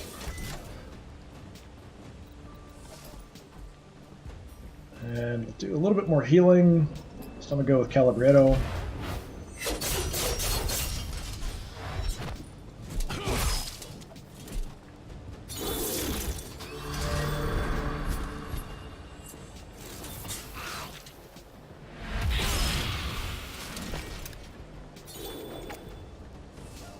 Didn't have quite enough bleed on the bat to kill him, but close before he got a chance to act.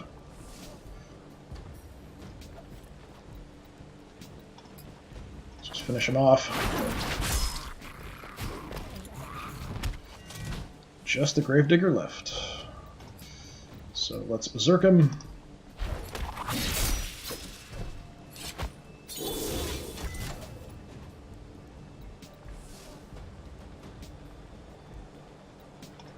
Give everyone some overcharge, since I can't attack him since he's stealthed.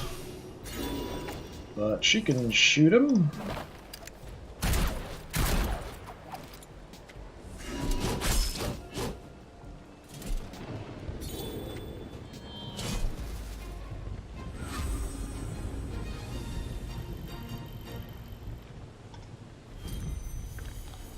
That went fairly well. Ah, got an enchanting altar here.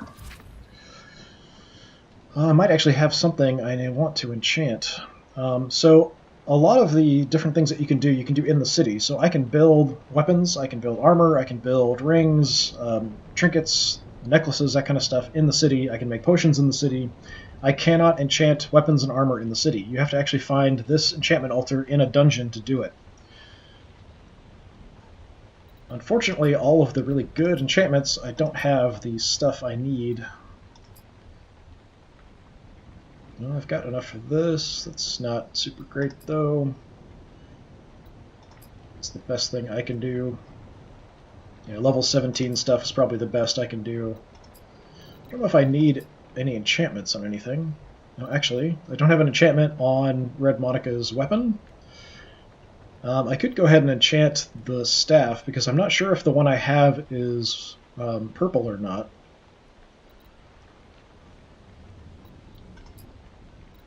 And then for armor, I don't have an enchantment on Calibretto's armor either. So I'm missing the stuff I need for those. It's the best thing I can do for Calibretto. Physical defense. Magical defense. Haste. Haste and evade. Evade. Stamina and attack power. So stamina would be health. So health and attack power.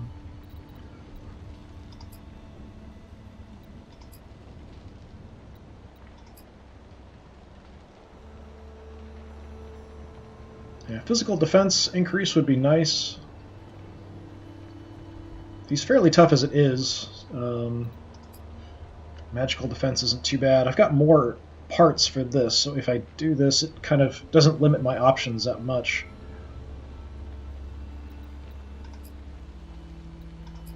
Whereas this one, I only have 2 of these wild elemental shards and only 4 of the salvage mech wirings. This is probably better for him, though. Actually, let me check and see what his stats are.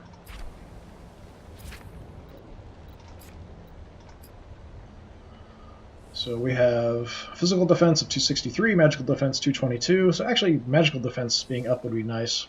Most of the attacks are physical, though.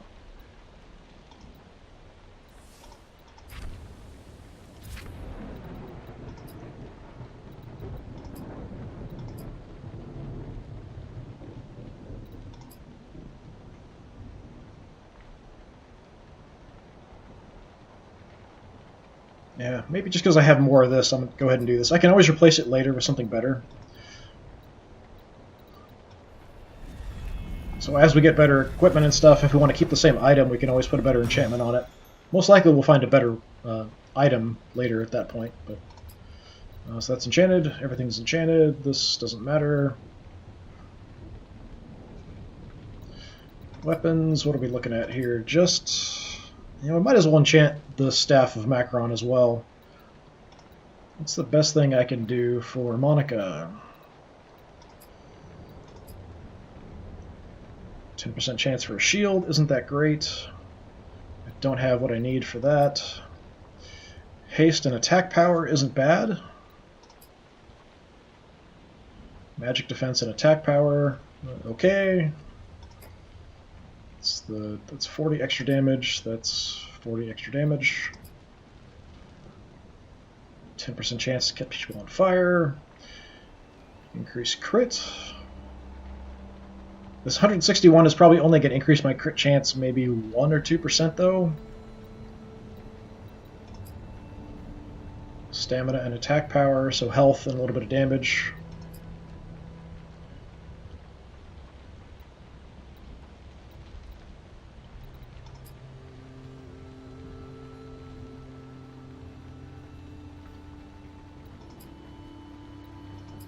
I'd really wish I could do some of these better ones. It's just unfortunate I don't have the stuff I need, but I'll have the parts eventually. Haste and attack power is probably my best. Like I said, this isn't going to do much. 161 to my crit is probably only 1 or 2% increase. So let's do this. Increase our haste, so everything will happen faster, we'll act a lot quicker, and a little bit more damage.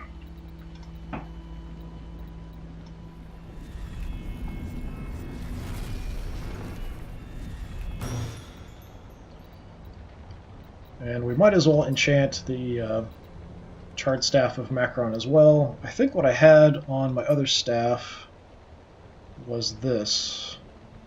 Yeah, magic defense and attack power for my magic user. So just in case this is better, then we can swap it out. And if not, I can still sell it for money. It's fine.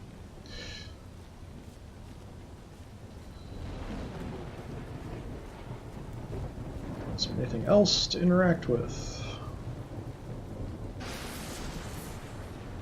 I think that's it here. Don't think I missed anything.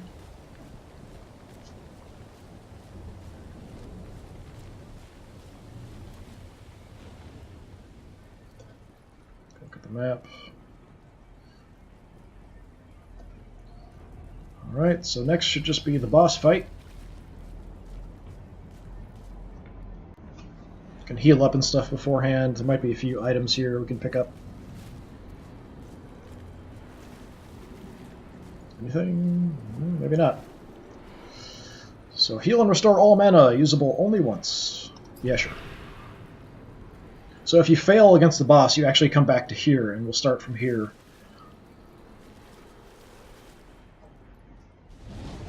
But a lot of times when I've been getting killed in dungeons, I'm killed way before I get to the boss. If something's kind of a higher level than I should be for the dungeon. So, mild story spoilers here. Warriors of Varus, hear me. Rise and take the blade once more for your master.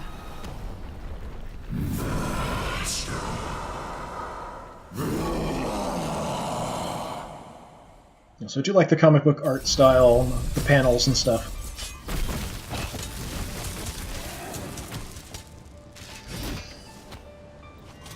Verimatrix. So this guy has an ability where attacks that hit him will actually be split among the other guys fighting with him. And he's got an ability that he can trigger later that will make his guys unkillable, so they'll be all the way down to 1 health, just won't die. But if I can kill at least one of them before that happens, that's really good, and the wizard is probably the one that will do the most general damage to me, so I want to try to kill him first before he can get off that ability. So I'm going to focus all my fire on trying to kill him as fast as I can.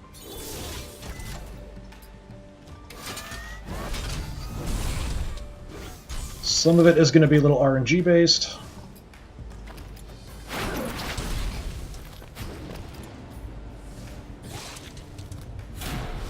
Well, he's already going to get it off.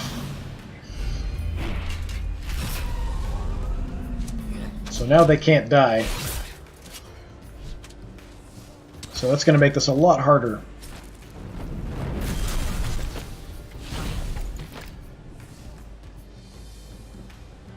So you can kind of see here, creature cannot be killed while this buff lasts. Lasts 3 more turns. And then usually he'll just refresh it over and over again. So at this point, what I should probably try to do is do as much damage as I can to him. The damage will also get split up between the 2 of them. And try not to die in the meantime. That's the other thing. So now is when I'm tempted to use bursts. Just to do some extra damage.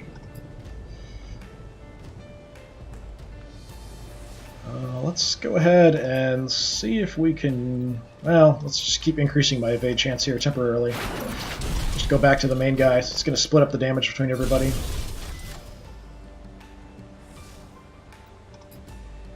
Sunder him.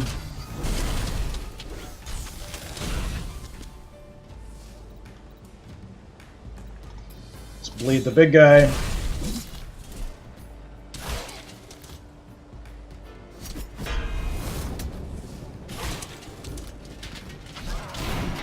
Good. Excellent miss. So now I can get off a riposte, do some damage.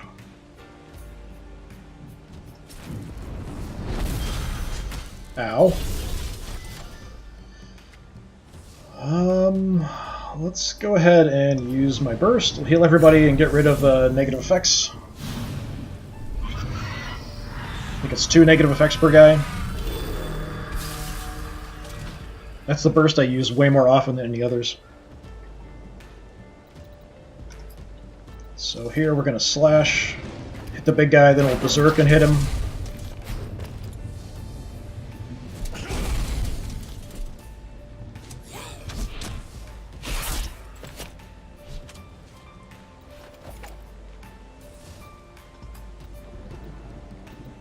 Let's see if we can draw some fire.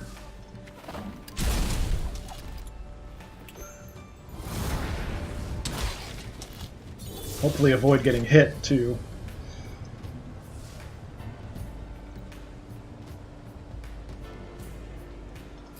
Let's pound him again. I'm trying to get up to 25 so I can cast a particular ability. Let's go Berserk. Nope, got hit that time.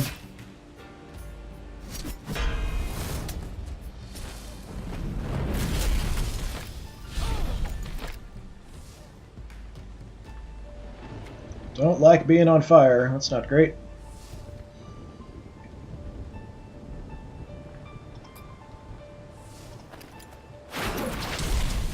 Just keep my evade up as high as I can.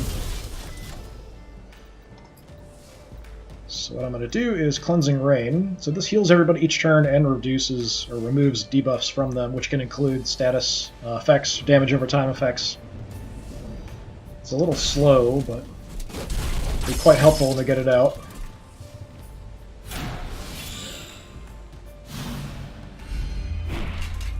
Just refreshing that ability again, so they won't die.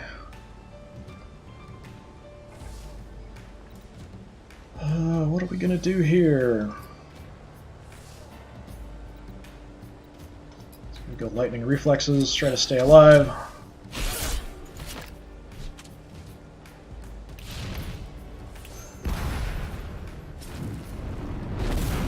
Good. It's a nice miss.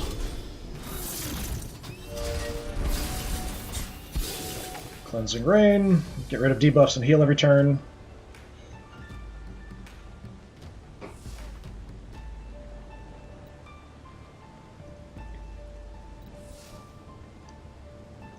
I do have a counter up, so we'll go with a Riposte again.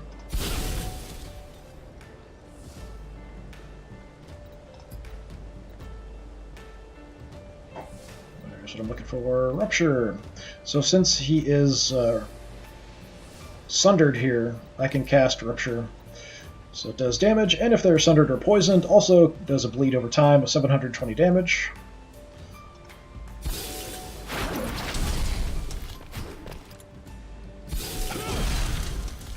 Nice. Like getting those heals every turn. You're kind of in a dangerous spot.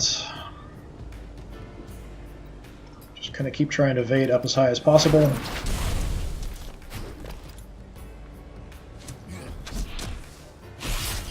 I have to try to get a heal in on Monica here as quick as I can. Well, she survived.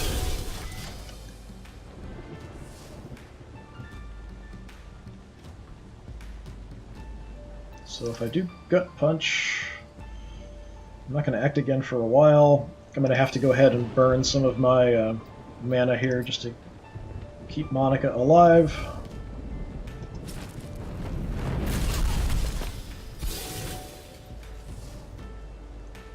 She's going to take fire damage at the start of her turn. It's 116.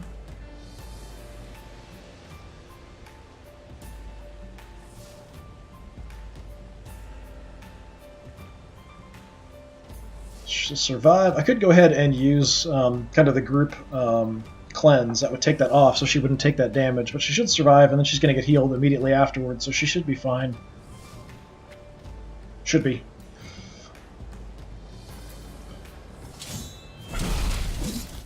Keep some more bleed on him. Got healing coming. Healing's coming.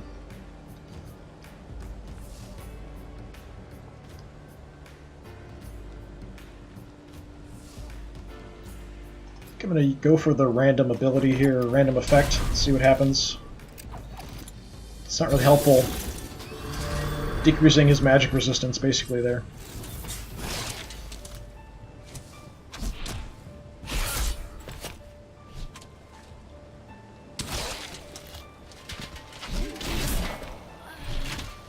And Monica's down. So last time I did this, I killed both of these guys before he got this ability up, and he was really easy to finish off. This time, taking a little bit. So I'm going to use a Revival Flask. It'll bring Monica back with 25% of her health. Got a whole bunch of these.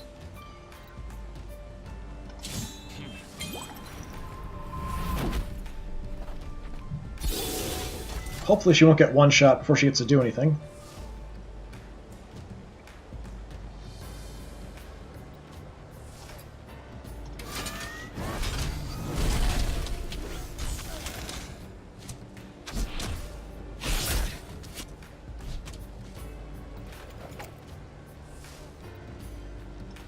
Okay, if I can survive long enough...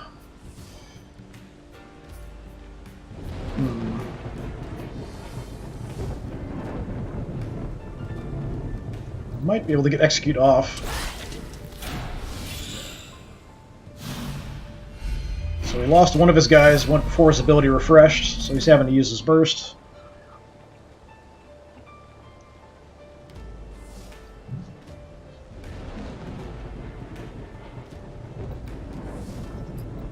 Let's go ahead and go Berserk again. Get a heal off here.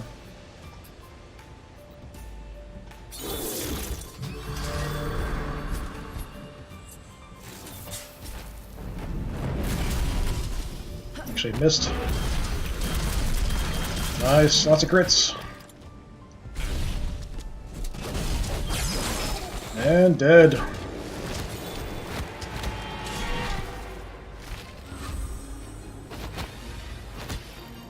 Like how he drags his sword down with him.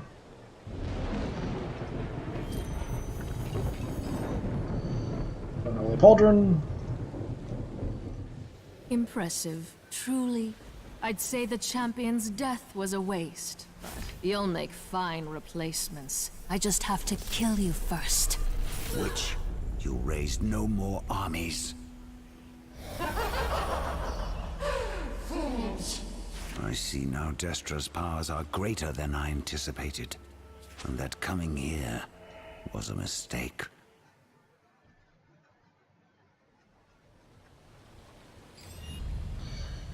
And that's it for the dungeon. Is there anything else here? Alright, let's open our chest and see if we got anything cool. So these are things that we can sell to a particular vendor. He'll give us shadow coins, which we can then use to buy stuff from him. Armor of a Skeleton Champion seems to swallow all light that comes across it. Polished Surveyor Stone we can also sell to him. Let's open our chest. Major Healing Flask, Storm Collar. We can check that against what we've got, but I don't think that's going to be better than what Calabreto's using. Or Calabretto is using. And it's higher attack power.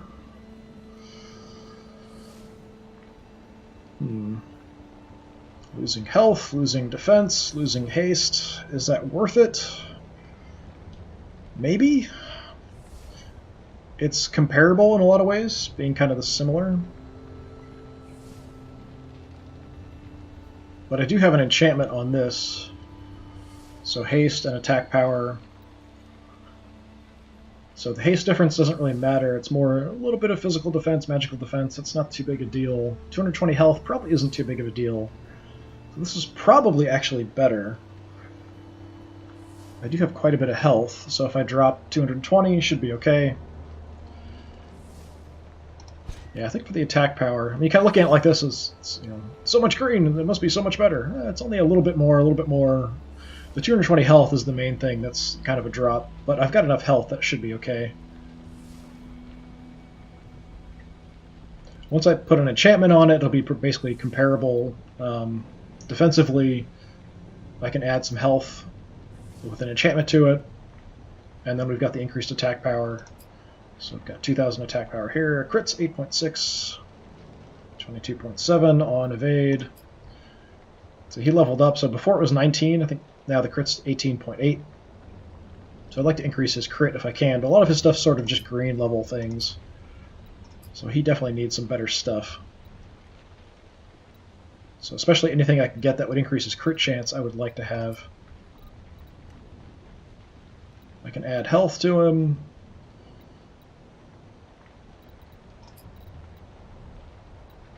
Add some attack power. I can add a tiny bit of crit. But that's at minus 540 health. At that point, that's probably bad.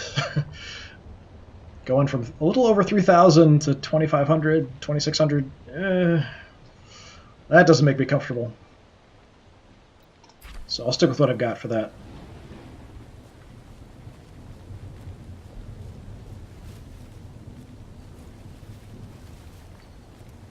So that is a dungeon in Battle Chasers Nightwar.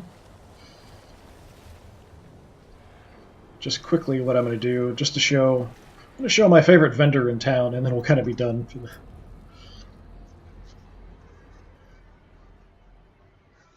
Oh yes, and there's an arena you can fight in as well, which I've done a little bit of, not too much. So fighting in dungeons will sometimes reset stuff, so now there's enemies, different places. It'll also reset some items you can collect for resources, for potions and stuff. So we'll probably have to do some fights to get out of here and get back to town. Should be fine though. I just want to show off my favorite vendor.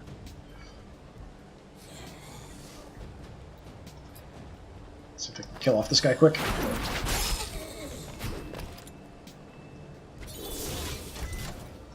Bullseye indeed.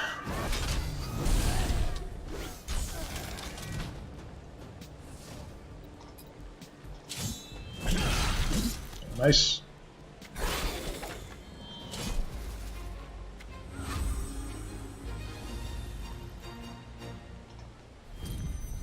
Not much experience, but I get some items and some gold.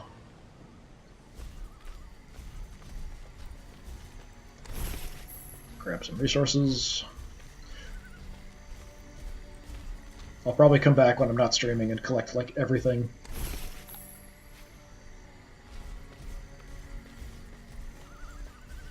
This is just kind of something I want to do. It's kind of just a one-off to sort of show off the game a little bit.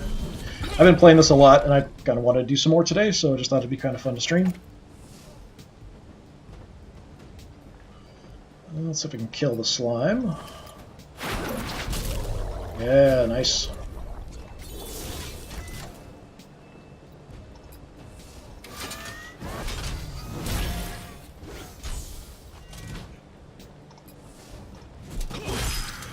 Wow.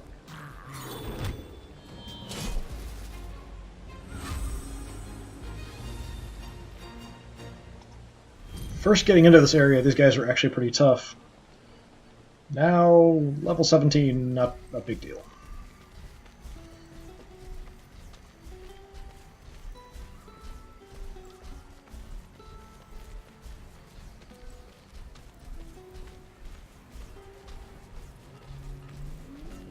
So my favorite vendor is up here, the collector. I love his voice. I don't know why. I just love it. So I have a few things I can get rid of here. So this will get me shadow coins, and then this is kind of his own special currency that he uses. There really isn't any reason to hold on to any of this stuff otherwise. I love the hee-hee. It just, something about it just makes me happy. So he's got some special items that you can get here that you can only really get here. Nothing super fantastic. Oh, something that I thought was kind of weird in this game. So items have a level as well as your characters, but you don't need your character to be the same level as the item to use it. So that was something I figured out early on. So you can get something that's higher level and just throw it on anybody. It's totally fine. So that's pretty good armor for one of my other characters. So it's already comparing it to what he has. So you can kind of see it's better than everything. The only thing it's reduced a little bit of attack power. He's got all kinds of different stuff, including chests. So like the chest I just got from finishing Deadwatch, I could buy a chest for just 16 from him if I want to. He's got special potions and things as well, but you can just buy extra potions if you want. But this is where I can get Tomes of Knowledge, so this gives me perk points. So this is some of the specific characters. These are just basically whoever I want to give it to. Single point to the chosen hero. I'm going to buy all of those. Just so I can add some points to Monica or Garrison.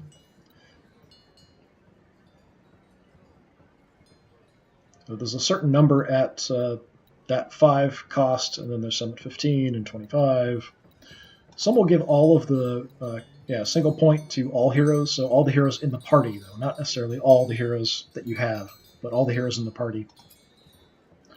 And there's fishing and some weird stuff, and there's different skins you can buy as well. This one's kind of cool.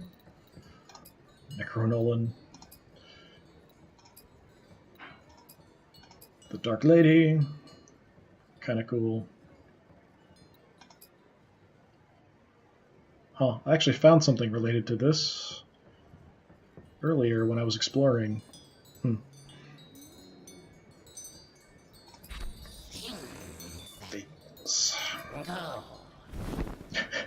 He's so happy. I just love interacting with the collector. Anyway, so that's going to be about it for today. So I just wanted to kind of do that dungeon and show off the game a little bit. Hopefully everything was fine and worked okay. Probably tomorrow I'll be doing a game of Armello. Actually, maybe the day after, if I have time, I'll do a couple more games or another game of Armello. So that was kind of my plan, to just do a little one-off things before I start up another campaign in Warhammer 40,000 Gladius. So hopefully this was entertaining. I appreciate you guys hanging out and checking things out. hopefully I will see you next time. But if you're interested in earlier streams, older streams and stuff that I have are up on my YouTube channel, which is also Disturbing Puppet, which is one word. So please check stuff out there if you're interested. And thanks a lot for hanging out. Hopefully I'll see you next time. Have a good one.